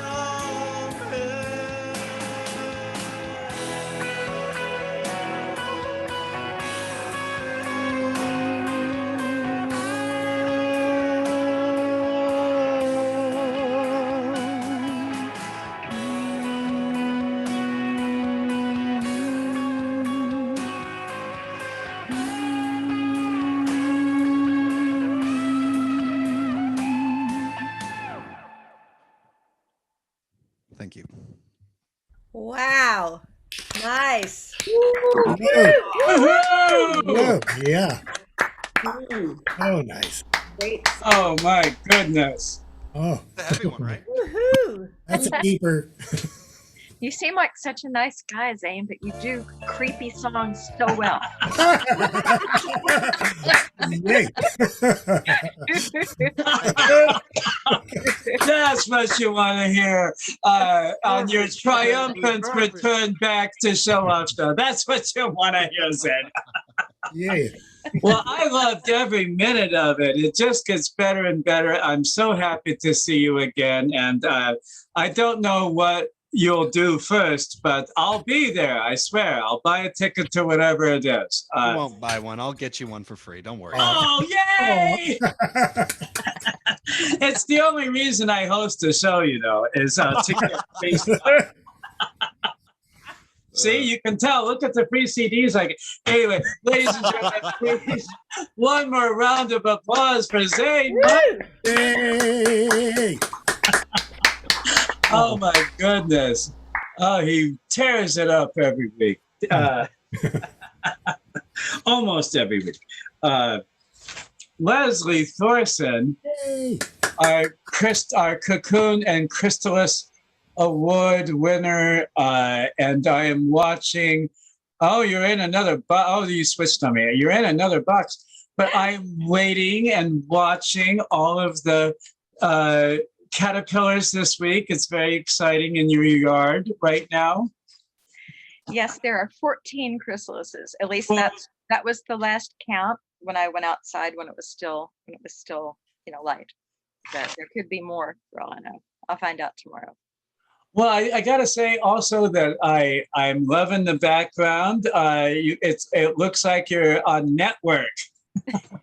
Could you just say for me, I'm mad as hell and I won't take it anymore to the audience in front of you. Let me get out of this spotlight. And it'll be really funny. I'm mad as hell and I'm not gonna take this anymore. Brilliant. Cut. Print. What are you gonna do for this? I have another sad deceased cat song. Actually, the song is not about his demise. And this was my cat Bailey who died October 22nd, 2020. And I can't say he was the best cat because there are cats here and I don't want them to get, their feelings hurt. No.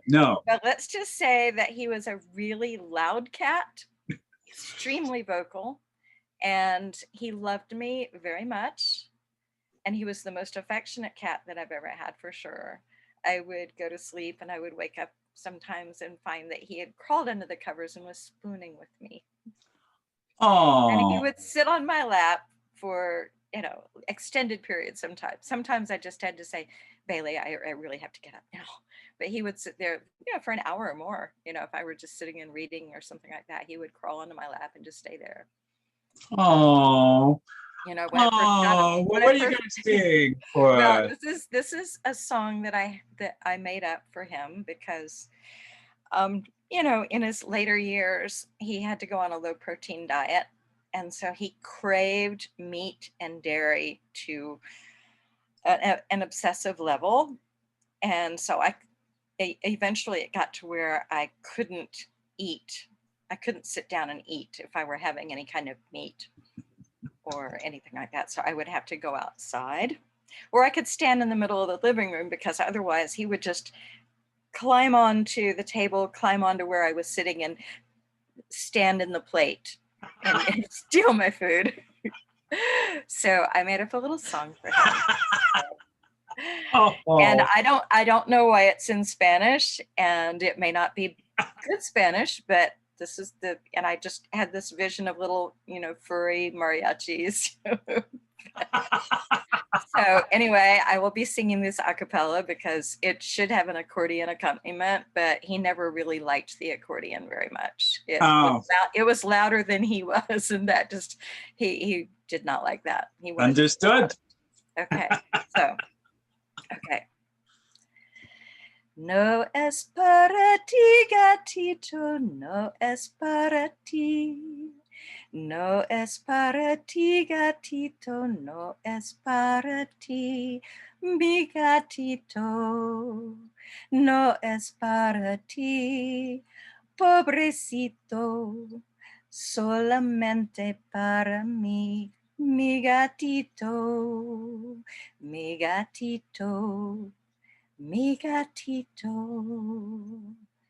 No es para ti, gatito, no es para ti. No es para ti, gatito, no es para ti, mi gatito.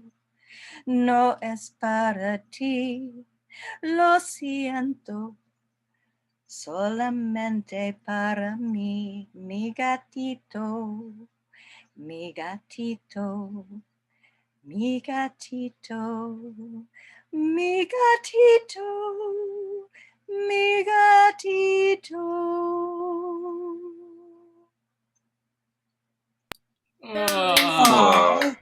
So now I have to tell you the sad part.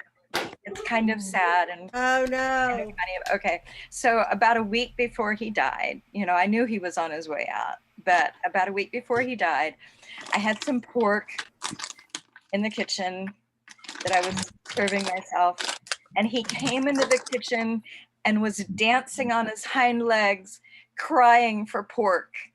Oh, So I didn't sing that song. I just gave him some.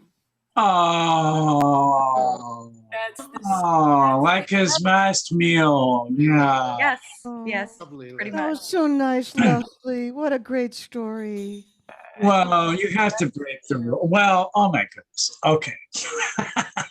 Oh, Yeah, that's good right. night. What a theme. I know. You never know. It kind of looks like you should be giving a TED talk on that screen too, though, doesn't it? Or telling people about a reverse mortgage or something. I don't know. No, please, no reverse. No, please I don't. can talk about butterflies. Which are my favorite thing. Well, I tune into like some aquariums too. Like in the morning, I have these little Facebook feeds, and one of them is the dolphins, and one of them is your yard. It's very relaxing. Well, ladies and gentlemen, please, one more round of applause for Leslie Thorson and her kitty cat. Her very, very loud kitty. It was perfect Spanish too. Oh. A lot of these cat songs seem to be in Spanish for some reason. I don't know. Rob Sturble, hey. My friend Rob Sturble is here, and I wanted to give you an update. We saw Mr. Julian Saturday. Nice. And sang a few songs on his birthday. Nice. And he moved.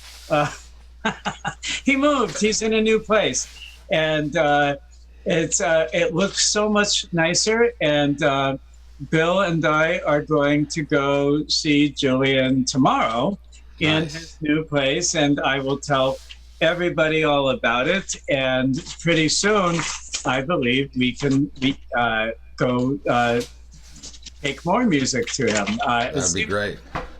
Anyway, I wanted to let you know because you're not on Facebook, so I have to. This is my only way of talking to you, Rob. I'm not on Facebook. No. No, good for you. No. You don't want to be. It's awful. People are vicious there. This group. No, we're nice, but anyway, enough about that. And how are you, Mr. Mensch at a pinch? Mr. Rob Sturble, what's going on? Well, let's see. I've decided after the Passover holiday to unplug Friday night to Saturday night, and it's great because then now nobody's calling me, and I can spend 100% time with Shona, so that's great. Very wise. Yeah, and I'm not biting my fingernails because I'm not watching anything on the video, no news, no Netflix. So I'm good. So pets. So my plants are my pets. These are some of the roses I just picked from our garden yesterday, and I have to show you. Everybody shows people pictures of their their pets. These are my pets. I've got these actually grow in my garden, and they're I talk to them, and they're beautiful, and they are beautiful. And here's this is a Lincoln rose. It smells just so amazing. It's a super rose, and so these are my pets, and One of the best. I love them, and I water them, and I care for them, and the birds come, and they sing, and so it's not really my garden. It's really, it's an outside garden, our patio. It's a 50 by 20 foot patio, and we've got all sorts of wonderful plants and bougainvilleas and everything. So I think that everything that's alive wants attention. And Cleve Baxter, who wrote the book The Secret Life of Plants, basically showed that when someone thought that they were going to burn a big leaf philodendron, and he had a platinum electrodes on it. When the person thought of it, all of a sudden it started responding. So who knows? Maybe the plants actually do know what we're thinking. They do, Rob. But in that book, also remember how they did experiments where they used plants like lie detectors. Like, a criminal would say, "I didn't do it." The plant would go, "But he did it. But he did it." Like the plants know character and they know people and they know the truth. It's funny you would bring that up, Rob, because on Facebook recently, there's a lot going on right now about a recent study about plants having memory and consciousness. Yes. And really, it's very current. Yeah, I was at the first International Congress on Parapsychology in 1971, and I gave a paper on the holographic model of reality, where everything is connected. But that being said, no, but wait a minute. What year was that? I just want to back up. 71. 1971. You came, wow, because that's only now being talked about. Like, because but anyway, you're 30 years. If you go to there's a fellow named Carl Pribram who was doing experiments back then on monkeys and cutting out different amounts of their brain to show that really our brain is associative like a hologram rather than digital. I was doing work at City College at that time. I've had a lot of lives and a lot of wives, so. Well, let's hear it from the singer life. Let's hear. All right. So what I'm gonna do tonight is, can I record? Oh yeah, let's have you do that. All right. All right. Just to give me permission. There we go. Okay. So I love my plants, and I'm going to sing us another Sinatra song to my plants. Here we go. Hopefully the electronics will work. And here we go.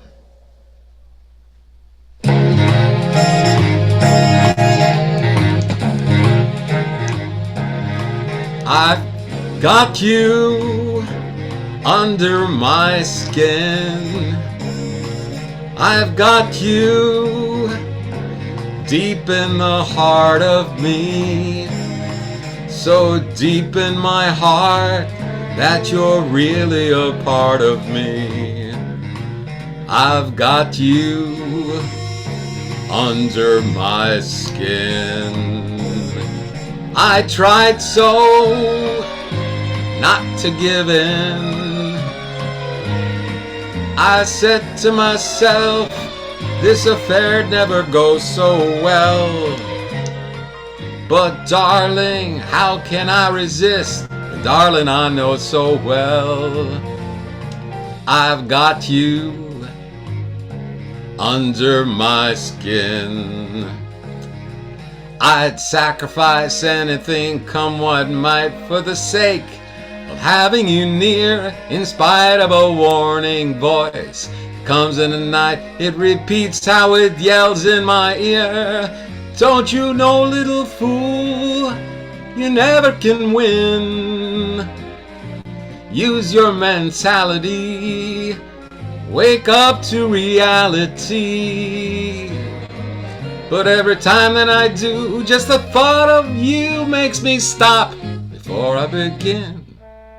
'Cause I got you under my skin.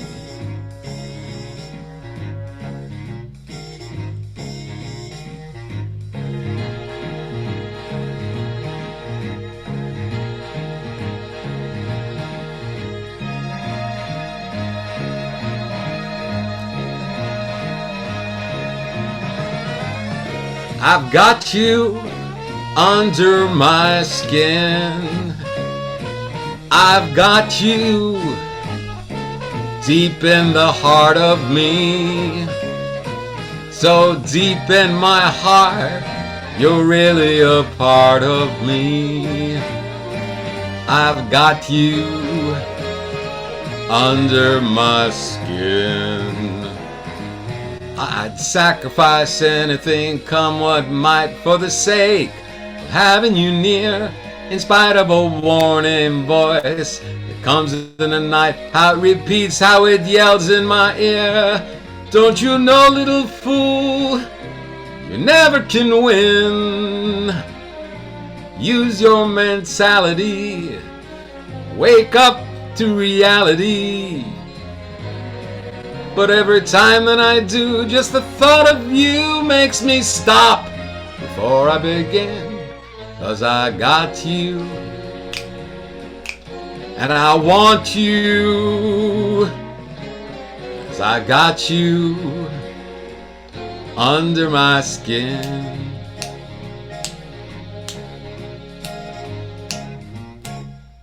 Thank you. Very nice, Rob. Thank you. Oh, how Great. perfect. Great. Yeah. That was great, Rob. Thank you. Thank you. Thank you. I'm sorry I was not involved earlier. I spilled a whole cup of coffee on the table. It's just like got all the books. Oh, I'm like going crazy trying to clean up before Shona comes in. Well, I loved hearing about your plants. I imagine a number of gardeners watching, including the one upstairs, probably feel very similarly. I do know that. You do if plants have memory. I didn't hear any of that, but I assume it was wise. Ladies and gentlemen, please, one more round of applause for Rob Sturbo, our Mitch in a pen. Thank you. Thank you. Thank you. And my best to Shona. Shona, if you're listening, we love you. Yeah. She might be listening. I don't know. She'll see the video tomorrow. Shona, we love you. So there. Thank you. I don't care who knows. And before I forget, speaking of people I love who are not here, I want to remember to say happy birthday to Karen Celeste Cruz. Yay! Who I am sure has better things to do. I hope that she is celebrating. I think it was yesterday, but I hope she's celebrating for the rest of the month. Who knows? Leslie Harmon. Well, Leslie Harmon, you were so funny the first time you were here with all of your props and everything. And then last week you were super funny. So I don't know. You're wonderful. I'm so happy that you keep coming back. And what are you going to do for us this week? I can't wait. Well, thank you for letting me come back. Hopefully after this song I'm doing, you'll still let me come back. Do you want to record before you go on and I interrupt you later? Let me interrupt you now. Do you want to record? No, I don't need to record this. Okay. But this is a song that was written by Gilda Radner, and it is her tribute to all animals. And, I hope I'm not going to offend anyone. No. But you're a very kind, safe, forgiving audience. So hopefully you won't be upset by this. But that's all I'm going to say.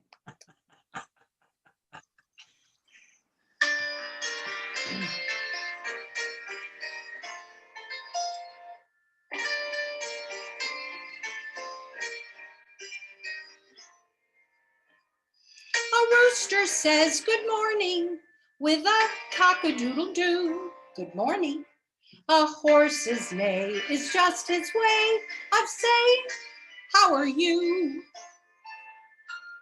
A lion growls hello, an owl asks why and where and who.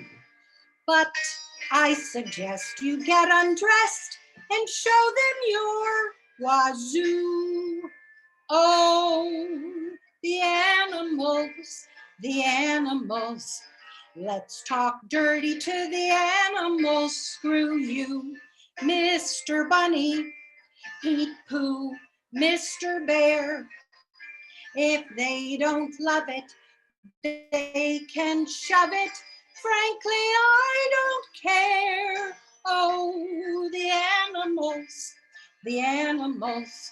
Let's talk dirty to the animals. Up yours, Mr. Hippo. Piss off, Mr. Fox.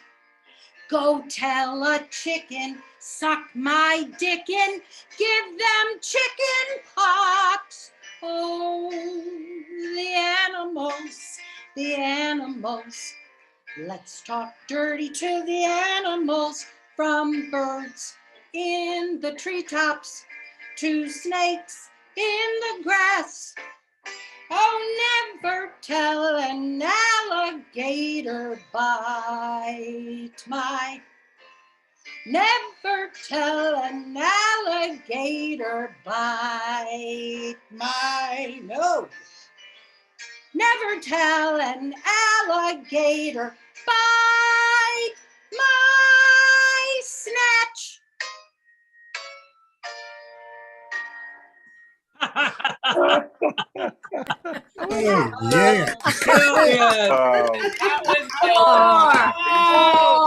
Brilliant.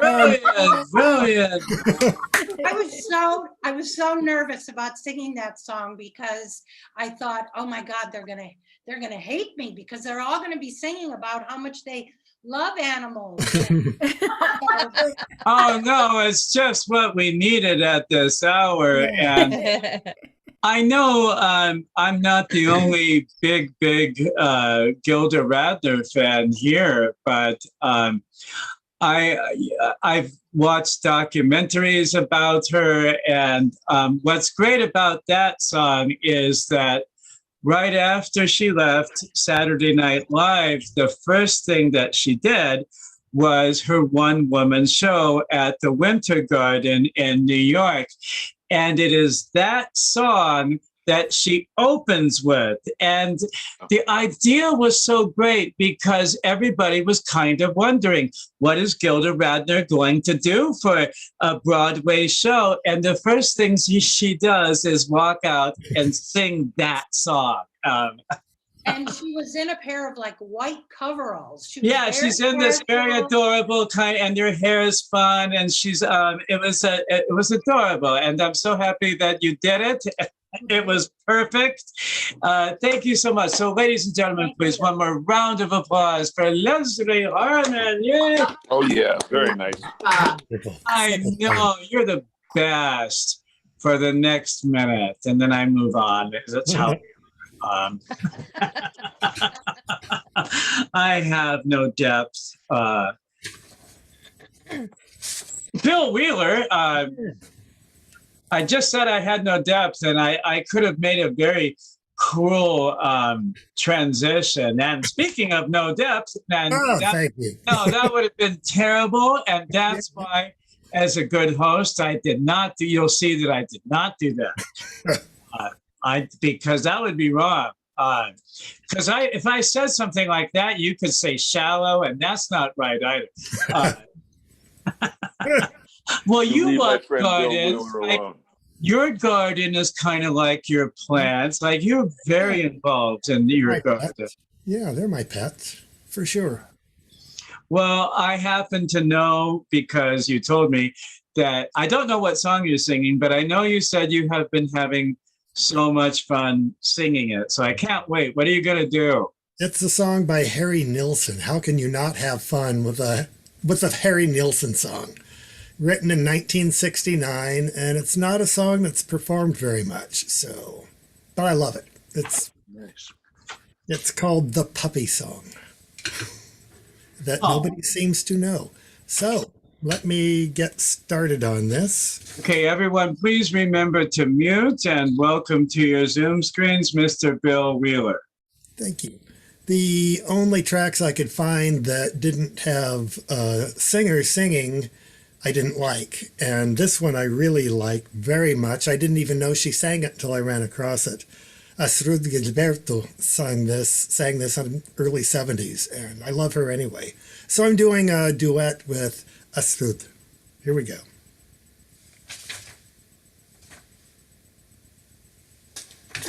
are more than wishes, and a wish is just a dream that needs to come true. La la la la.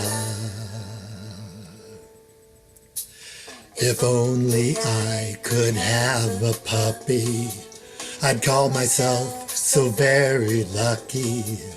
Just to have some company, to share a cup of tea with me. I'd take my puppy everywhere. La la la, I wouldn't care. Just to stay away from crowds and signs that say no dogs allowed. Oi, I know he'd never bite me, oh no. I know he'd never bite me, oh no, no, no. Dreams are nothing more than wishes, and a wish is just a dream that needs to come true. La la la la.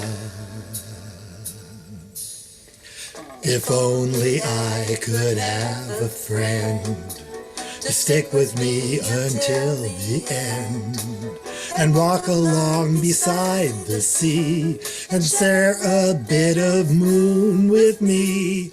I'd take my friend most everywhere. La la la, I wouldn't care. We would stay away from crowds with signs that say no friends allowed. We'd be so happy to be together. We would be so happy to be together.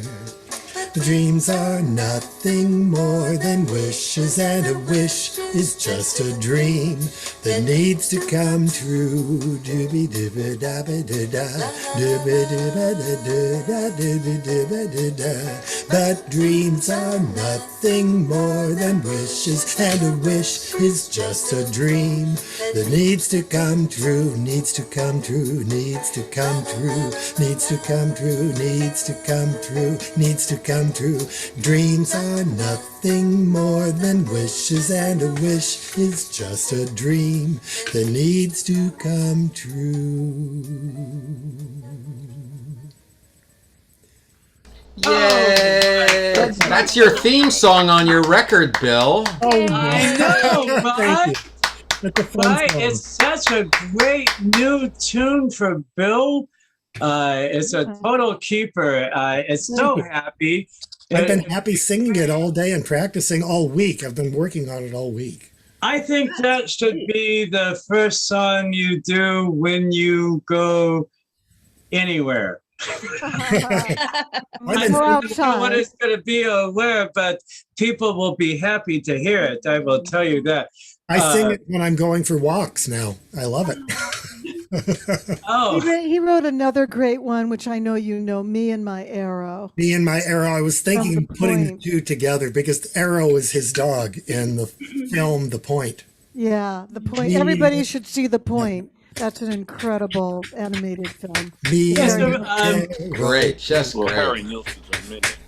it's a Where- breakthrough, Harry Nilsson animated. It's wonderful. I always think of people. Let me tell you about my best friend. He's a warm-hearted friend. And, all of my favorite. I love his stuff. Happy, wonderful. Well, ladies and gentlemen, please, one Great more choice, round. Bill. I love it. Thank you, For thank you. Bill Wheeler, the puppy song. Oh, yeah. Thank you. Very nice, Bill. Thank you. I was hoping Aren't to- you glad you came, Mink? Was it worth waiting 2.5 hours to see the puppy song? Did it pay off for you in a big way? There was a lot of pressure on Bill, you know. And by the way, that's not an easy song to sing 2.5 hours. Yeah. Yeah. Steve has never heard me sing before. Oh, As far as I Steve, know. As far as I know. Which Steve? You. No, oh, I no, Bill. No, I've heard you sing. You I've have? been to the company, not the Company of Angels. What's it called now? Oh, The place on Hyperion. the lyric. The lyric, yeah. Yeah. I've Oh, I heard didn't you know at the you were lyric. there. Oh, I never Yeah, knew you were there. oh yeah, I've been there a couple of times. Well, We've cool. talked. Yeah, no. Awesome. Always good to see you. Well, And good to always see you. great to be around this great creative group of people, man. There's a good group of people here for Yeah. sure. Aren't they nice? And I'm so happy that you came and that you stayed and you got to see Bill and Come back and read a poem or and do come something. back. And I'll take the pressure off you. That's all. And come back and blah blah blah. And so that reminds me, because I want to say it again. It's a great new rule I came up with because I am a genius. And that rule. You are. My puppy said I am, and I say you are. which is if you invite people to show off show in the future, because we're so happy when new people do come. I want to make it as easy as possible. And so the policy is that if it's your first time, you get to pick your spot. So you just contact me somehow on Messenger or on the phone or whatever, and let me know, because the idea is that we love it when you come. So anyway, Cool. Thank you, ladies and gentlemen. Bill Wheeler, yay! Yay, Bill. That was fun. That was fun. That was fun. It's fun sometimes for me when I'm walking around and I can hear Bill practicing upstairs. It's wonderful that other people practice, and it's nice. Did you get the text or the message from Landon? He wants to sing. Oh, yay! Well, that's wonderful. Do you want to do it now, Landon, or do you want to wait the person and then do it? Someone tell me, and then I'll tell you what, because I was just going to review what's going to happen. I know Judy Barrett is here, and she is next. And I know Mr. Craig Eckhart is here, and he's wonderful. He said he'll wait. All right. So, Landon, here's the deal. I'm so happy. Please sing right after Judy Barrett, who's next, okay? So we will put Judy in the spotlight. Oh, that's so wonderful. Hello, Judy. Hi there. How are you? I am so happy to see you. That's how I am. Hi, everybody. I'm sure you have something regarding a pet. You must. Well, I do. And this is this is a little different. This is a stream of consciousness thing that I dictated into my phone as I was walking one day, and it is called Walking My Pet Peeves. Ah, well, before I ruin everything, I want to ask you, do you want to record? No. Okay, well, okay, so let me get out of here. Sorry. So let me get out of here. Somebody mute, please. Everyone, please remember to mute. So let me get out of here and give you a proper introduction. Ladies and gentlemen, please welcome to your Zoom screens and remember to mute the wonderful Judy Barrett. Yay. Well, thank you. Okay, so this is Walking My Pet Peeves. I'm walking to the store to buy some popping corn for later and decide to take the long scenic route. I love to walk in the grass on the wide center divider on Chandler Boulevard near where I live because it's filled with tall, beautiful evergreen trees. Some drop pine cones, others round marble-sized yellow berries, and still others bluish berries. The birds don't eat them, so I guess I won't either. I'm annoyed by signs posted that indicate don't walk here, but I do anyway. It's softer under my feet. I pretend I'm wandering through a beautiful forest, my most favorite place to walk. And anyway, what's the worst that can happen? I'll flatten the already dead grass or step in some dog poop or perhaps trip on a root here instead of on some root deranged blip on a sidewalk where it's okay to walk. I should be home writing something, but my thoughts are all over the place and none of them seem to connect anyway. A minute ago, I thought about when 10-year-old Peter, my friend's brother, who was my first crush at 6 years old, was moving a big rock at my mother's request. When he asked where to put it, I pointed to a spot with my toe, and Peter proceeded to drop the rock right there on my toe. That was one crushed crush and toe. Cured me of fantasizing about older men. Then I thought about David in my sixth grade class, who lived around the corner and was stricken with polio that year. He was still wearing braces on his legs when I moved away years later, and we lost touch. My bad. And I wonder what became of David. Now I'm thinking of my close friend who lives up north, who recently lost her partner of more than 53 years, and how she can't seem to find herself. And we chat on the phone all hours of the night because she can't sleep. And I think, wow, 53 years with someone, and I can barely spend 53 minutes with someone without my mind wandering off somewhere. What does it all mean anyway? All these unconnected little annoyances, like being in a maze. Is everyone like that, or is it just me? A scary thought. Okay, so my thoughts don't connect, but lots of things don't. I just passed a huge home, a mansion really, magnificent. It's surrounded by all sorts of evergreens and other huge pines that look perfect, like perfect Christmas trees, all intermingled with a variety of palm trees. If that's not the strangest dichotomy, I don't know what is. But somehow they're all really good together. Why can't people be that way? Sometimes when I look back, I feel like all the landmarks of my childhood have been replaced by stones like in a graveyard. And what the heck does that mean? And this COVID thing scares me and makes me wonder if I'll ever see my kids again in person. They're so far away, and so many of my friends. On the upside, I'd walked about 1.5 miles before I turned onto a busy street on my way back toward the store, and the traffic noise here is really loud. I'm staring at the ground to make sure I don't step in something I shouldn't, and I'm distracted from the noise by the leaves that have fallen to the ground, especially the maple leaves, which are deep red, or some red and gold and green all at once on the front side, but yellow on the back. Now I finally arrived at Ralph's Market, and all this babble came just because I took the long way to buy some popping corn for later.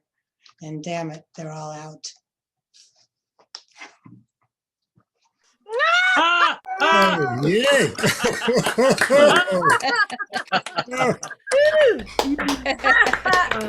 All you got was the story. I love it. Oh my God. Walking my pet. Fantastic. Great, Judy. Nice. Wow. That was awesome. Good job, Judy. Thank you. Well, I remember this piece, and I think about this often because I know I have these pet peeves. I absolutely do, and I won't tell you what they are, but I often, as a rational adult who tries to be a good person, if I were to write down my pet peeves, things that genuinely bother me, and if I were to look at them on paper, I would say, oh, just let those go. And yet I don't. I intentionally keep them around as though they're a pet.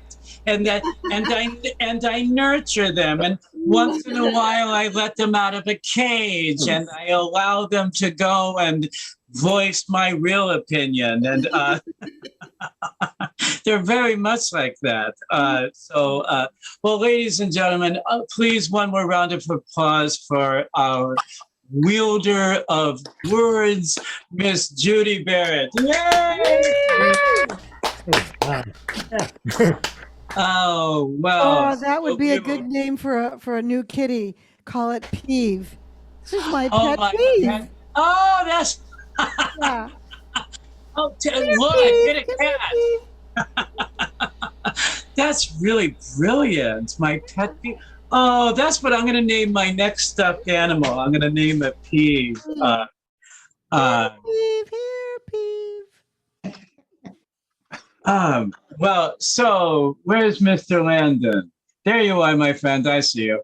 Here I am. Hi. Hello. Did you want to record, Landon? You never know. No, I'm okay this time. All right. Well, there's like a big video you'll get tomorrow. But how are you, my friend? I'm so happy. I'm doing well. Yeah, I'm happy. I'm happy I kind of prepared something. Um, Sarah and I were practicing the other day, and I was just thinking of any kind of animal related songs. So I was thinking about The Lion King, and I remember when I was a really, really young kid, I didn't know any of the lyrics, but I really liked Elton John's "Can You Feel the Love Tonight." So like I really liked the melody, but I never learned it. So anywho, I took a crack at trying to learn it the last couple days. So I'll just be reading the lyrics is all. Okay, well, let me just remind everybody to please mute, and including the host, and welcome to your Zoom screens. Landing, whoa, yay! All right, I hope you can hear this karaoke track. Let's see. Can someone let me know right away if this audio is hearable once it gets going? Good. I can hear Too it. loud? Too loud, too soft? I hear it. Okay. Seems perfect.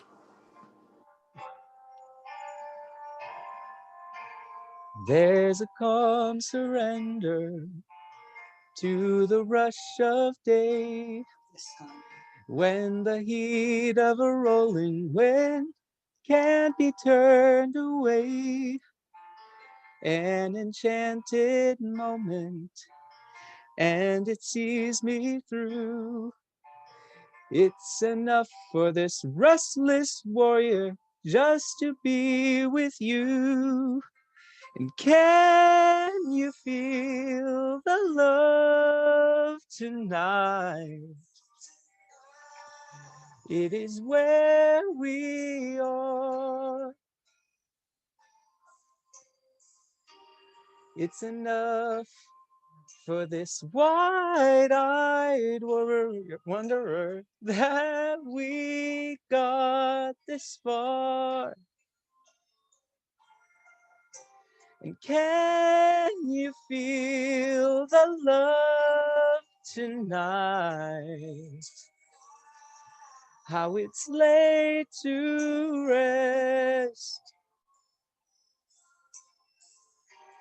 It's enough to make kings and vagabonds believe the very best. And I'll stop there because it's a really long song. Thank you. Ooh, nice. Great singing voice. Yeah. Have With Fiona come right up Sarah. in here. Let's get together with Sarah and do a duet or do something together. Oh, we are planning to do a little something Oh, I together, cannot possibly wait next for time. that. Yes. Now, you met Sarah also at college she was mentioning earlier. Yeah, we were in the same that same class where she sang the duck song. We were in that same class together. Ah. And then Nice. we were also in a small jazz ensemble together, which is very fun to do. Well, I can't wait to hear more. I'm so happy that you came back. And now that you know what's going to happen, though, now is that everybody will be in love with you. And now you have to come back because they will. They'll say, "Where's Landon? Where's Landon?" Well, ladies and gentlemen, please one more round of applause for Landon Cole. Yay! Ay. Great. So we will take the spotlights off. Da, da, da. And what was I going to do now? Was it Larry Davis and then Craig Eckhart? I believe that's how it goes. So let me find where Mr. Larry Davis is. Here I am. I see you. Okay. You made that very easy. You know why? Because I am auto-tuned to jazz hands. Once I see them, I tune right in. You know, anytime you want to get there they are. And you knew that instinctively, and I appreciate that you did that. What are you gonna do? Well, I just picked an animal song. If I got to do a song about my pet, the last pet I had was he left us over 40 years ago, and I don't want to talk about it. It was a cat, a Siamese cat with leukemia. So we let that go. That's one of the hardest things for me. So I chose an animal song, and I chose a song from Lady and the Tramp by Peggy Lee. And it's a short song, and I've got it on YouTube, and I'm gonna sing to that, and hope it works out fine. Bear with me. Did you need to record, Larry? No, I'm not going to record because I have no idea what's going to happen. All right. Well, everyone, please remember to mute, and welcome to your Zoom screens, Mr. Larry Davis. Go get him, Larry.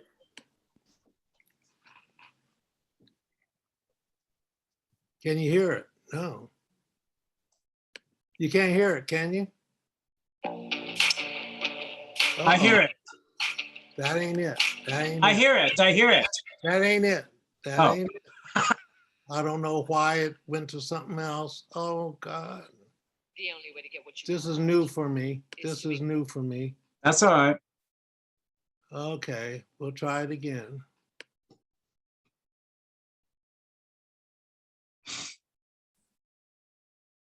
I don't know why it's not playing. Oh. No, it keeps going to something else. Go to the next person. I'll try to get this ready. Okay, let's do that. Thank you. We will come right back. So let me take the spotlight off of you just for a moment. And Mr. Eckhart, I'm here. Well, you better be ready to go. Larry's got a mute. Excuse me. Larry has to mute. Oh, let me take care of that. No, he did. All right. Well,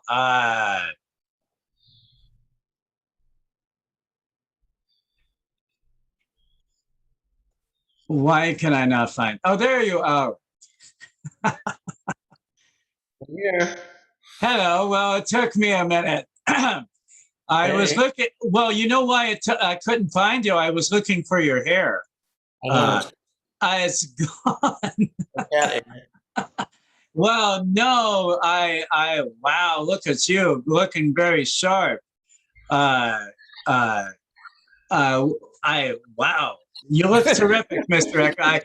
I'm sorry, you know how I am with hair. I'm obsessed with it, and I'm secretly jealous now because my hair is now showing up in my baked goods, apparently. So you're looking. No, not any baked goods that I might have done for anybody who is on the screen right now. No, but anyway, I digress because we've reached that point in the evening. What are you going to do for us, Mr. Eckhart? Well, my background is my former kitty from New York. Y'all can see him. Oh, yeah, he's a sweetie, and he was a trampoline artist. Was he a trampoline artist? Why is he? Oh no, he's on a chair. I see. He looks like he was dropping from the ceiling. Oh no, I get it. He's on a chair. Now I see. Yeah. It looks for a moment like he was falling down. I don't know. No, I took a picture of him sleeping on the chair, and he was a stray. He literally walked into the house I was living in and just stayed. So he was a sweet guy.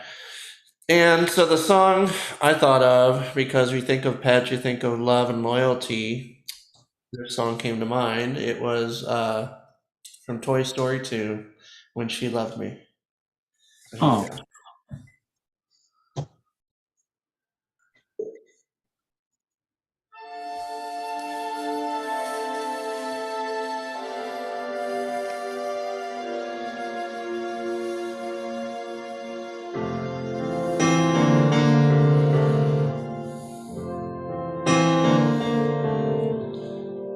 When somebody loved me Everything was beautiful.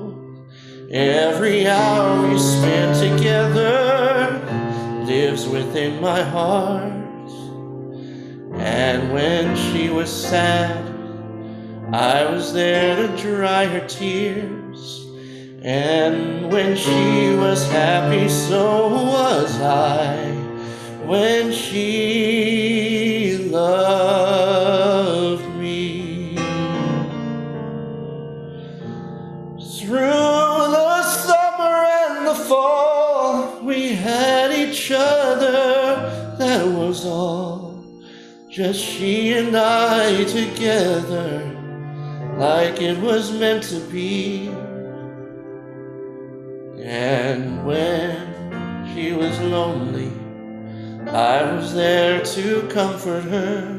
And I knew that she loved me.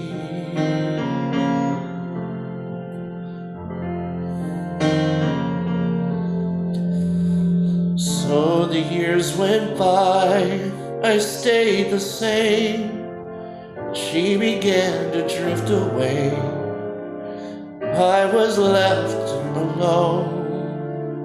Still I waited for the day when she'd say, I will always love you. Lonely and forgotten, I never thought you'd look my way, but you smiled at me and held me just like you used to do. Like you loved me when you loved. When somebody loves me, everything was beautiful. Every hour we spent together lives within my heart. When she loved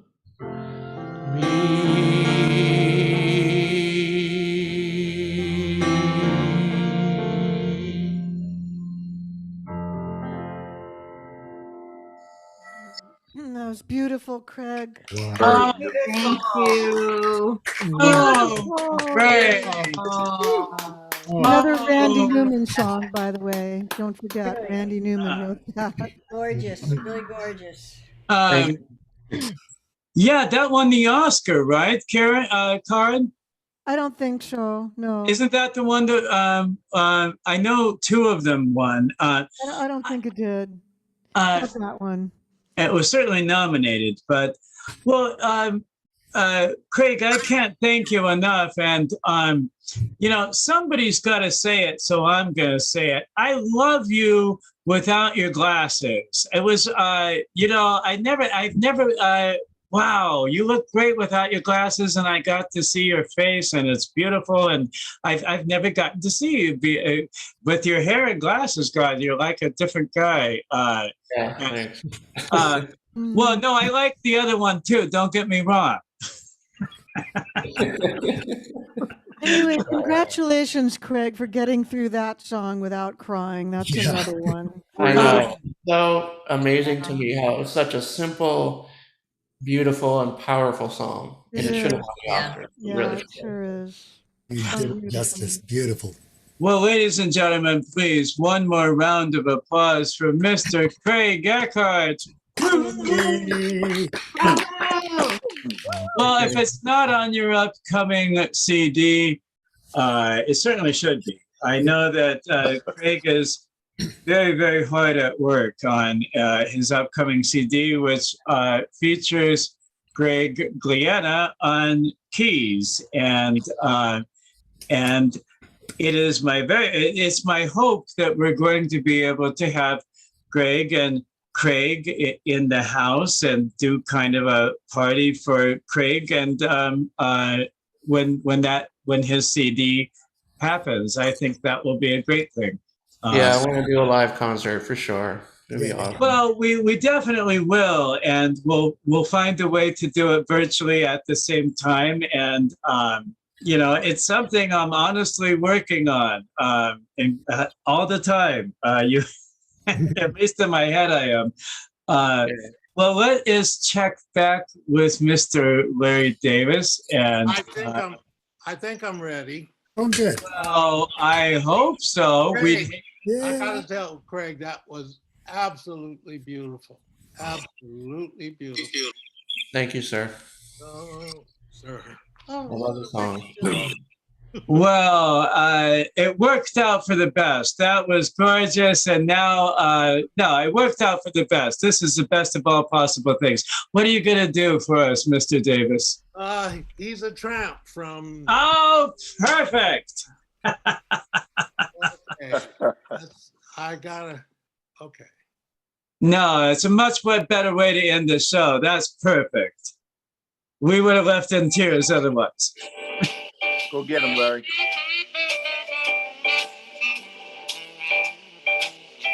He's a tramp, but they love him. Breaks a new heart every day. He's a tramp. They adore him. And I hope he'll stay that way. He's a tramp. He's a scoundrel. He's a rounder and a cat. He's a tramp, but I love him. Yes, I even have it pretty bad. You can never tell when he'll show up. He gives you a plenty of trouble. I guess he's just a no-count pup, but I wish that he were double. He's a tramp. He's a rover. And there's nothing more to say. If he's a tramp, he's a good one. And I wish that I could travel his way. Yeah, I wish that I could travel his way. Yeah, I wish that I could travel his way.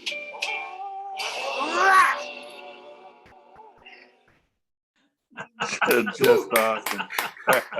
Great way to end. Thank you, guys. I like the doggies in the background. That's perfect. How nice to hear you again, Larry. Thank you. Thank you. Oh, well, I can put you two on screen and you can chat. I know, but it will make for a good picture, actually.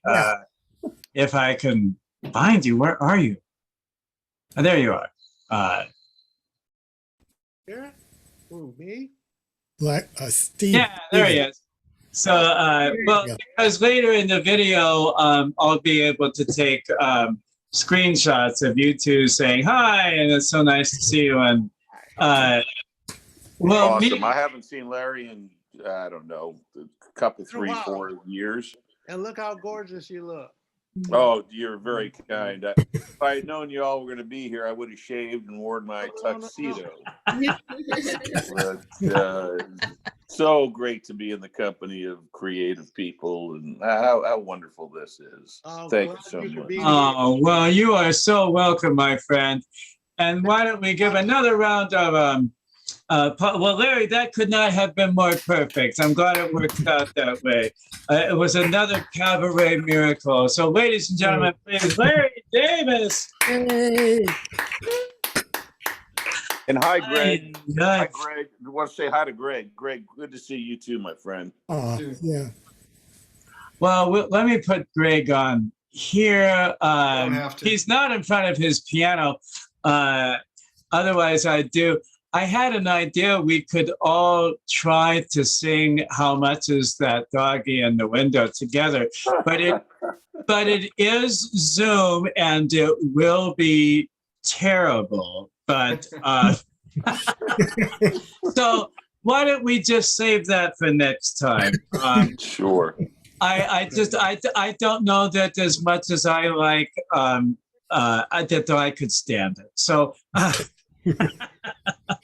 Well, ladies and gentlemen, it is 10:25. We are almost at 3 hours, and we got through about 24 people, which is pretty good. But I don't think that there was a dull moment. I really don't. Awesome. This was a great theme. I loved it. I think we all loved it. And it was your idea, so you know. Wonderful. Oh, yeah, it was my idea. I forgot it was. Yeah. Well, and I think Great I was. idea, Karen.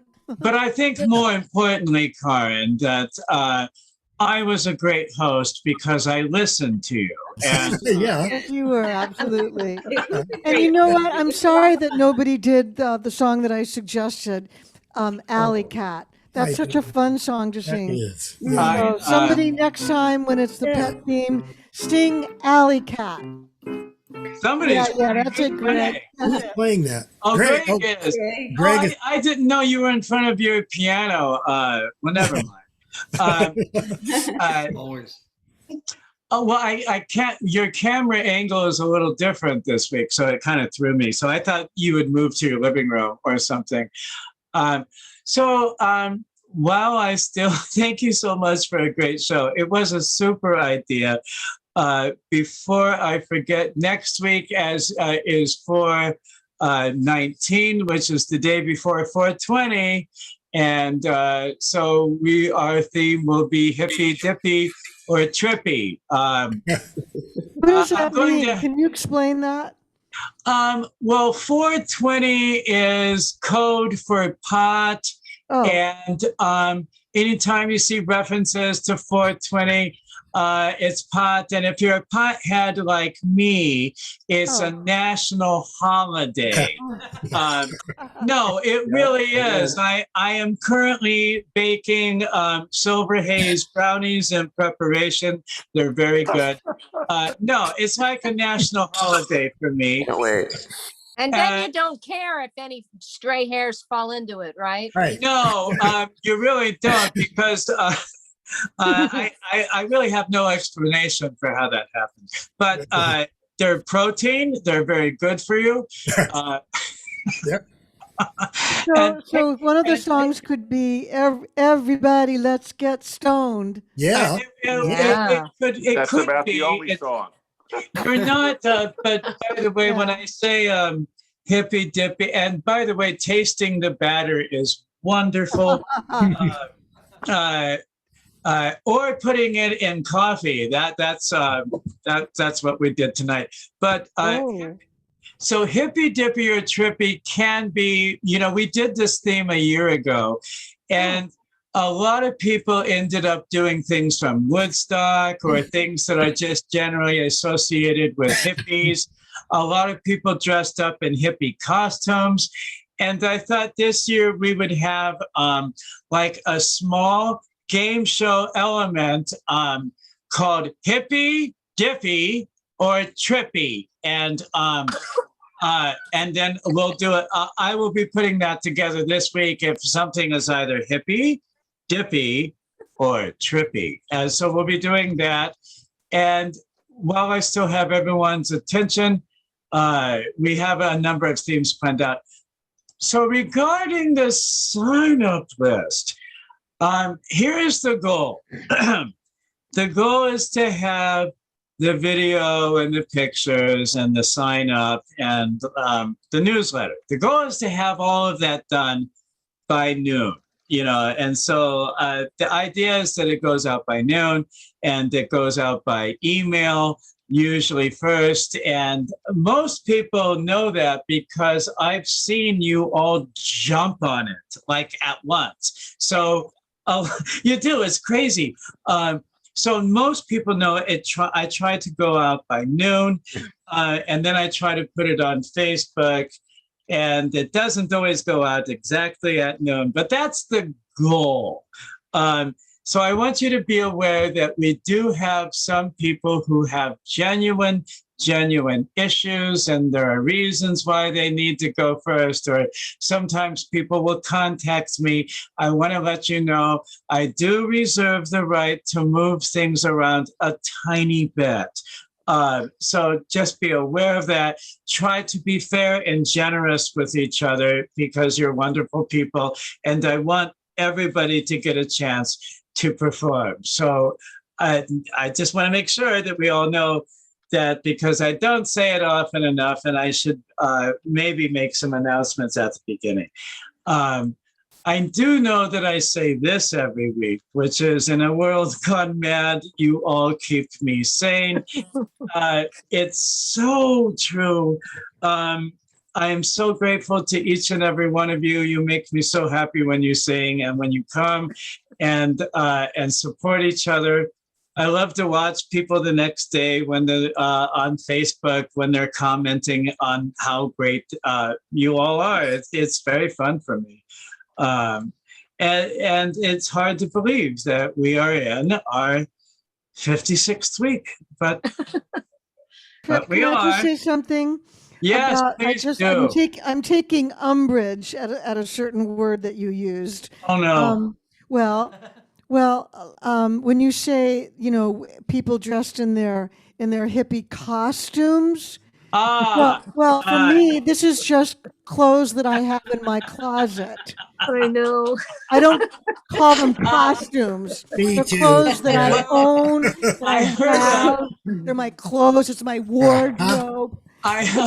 Let's hang 'em. Don't you, Karen? Yeah. Don't you? I'm Hang not 'em ready up. to call it a costume yet. Right. Don't you hate it, Karen? Don't you hate it when you walk into Halloween City and you see your prom outfit?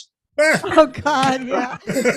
Or like when I go to the thrift store and now vintage stuff Yeah. is like from love what, vintage. 1990 or something. I know, it's bizarre. I mean, vintage. When I went to vintage in the Salvation Army was from the 40s and the 50s. Yeah. Well, you know what happened is I worked at Halloween City for many years because I would come in and do the entire store design because I love to make costumes and things fly around stores. And so last year at this time when we were starting out, coming up with themes every week, the hippie one was easy. And I remember being in Halloween City because I think the next one we ended up doing 80s. And then I remember thinking, oh my God, what I wore to high school is now a theme, Vintage. Help me, God. And we're going to look back at this 40 years from now and laugh and laugh and laugh. Well, ladies and gentlemen, that is our show. I'm officially rambling, and I didn't mean to. Thank you so much, everybody. Thank you. It was one of the best. Best. Wonderful. So much fun. Yeah. Oh, yes. Well, thank you guys so much. I absolutely appreciate it. It's my best 3 hours a week. Yeah. Me too. Hours too, Yeah. I look forward to it. Yeah. It's the craziest. It's the craziest thing. It's I have an active imagination, but you don't imagine that you're going to be sitting in front of a computer screen for 56 weeks in a row. Yeah. That just seems. It seems great, and then I don't know where the time went. I really don't. It seems incredible to me. It does. But I like to think a lot of times. I wonder what people in World War II thought. They had this looming giant thing over them, and they all knew it would end eventually. But nevertheless, you always kind of lived on with this gigantic presence, that affects everything that you do. And so I know that years from now, people will ask each other, what did you do during the coronavirus? How did you spend your coronavirus? Or the same way that people will say, well, what did you do in the war? They I was will. around during World War II. Yeah. Well, what did you do? Oh, I didn't know because I was so young. It was a You game. could have signed up for the baby brigade. Oh my goodness. Well, but as a kid, were you aware that there was this big thing happening? Not really. Not really. I just knew that we were on rationing, and we had to stand in lines to get bread and sugar and stuff like that. And you had little stamps that you could trade in for all these things, and it was rough. I guess it was rough for the adults. I thought it was a fun thing. I don't know. And blackouts. We had blackouts too. In Iowa, we had blackouts. There were siren would go off, and you'd have to turn off every light in your house, and the street lights would go out, and you wait for planes to go over. It was quite an experience. But I hope we don't have to go through that again. Yeah, right. I just think it's rare that the entire planet has something in common. Yeah. You know, you'll be able to go anywhere and say, "What did you that'll be your new conversation starter." So, how did you spend?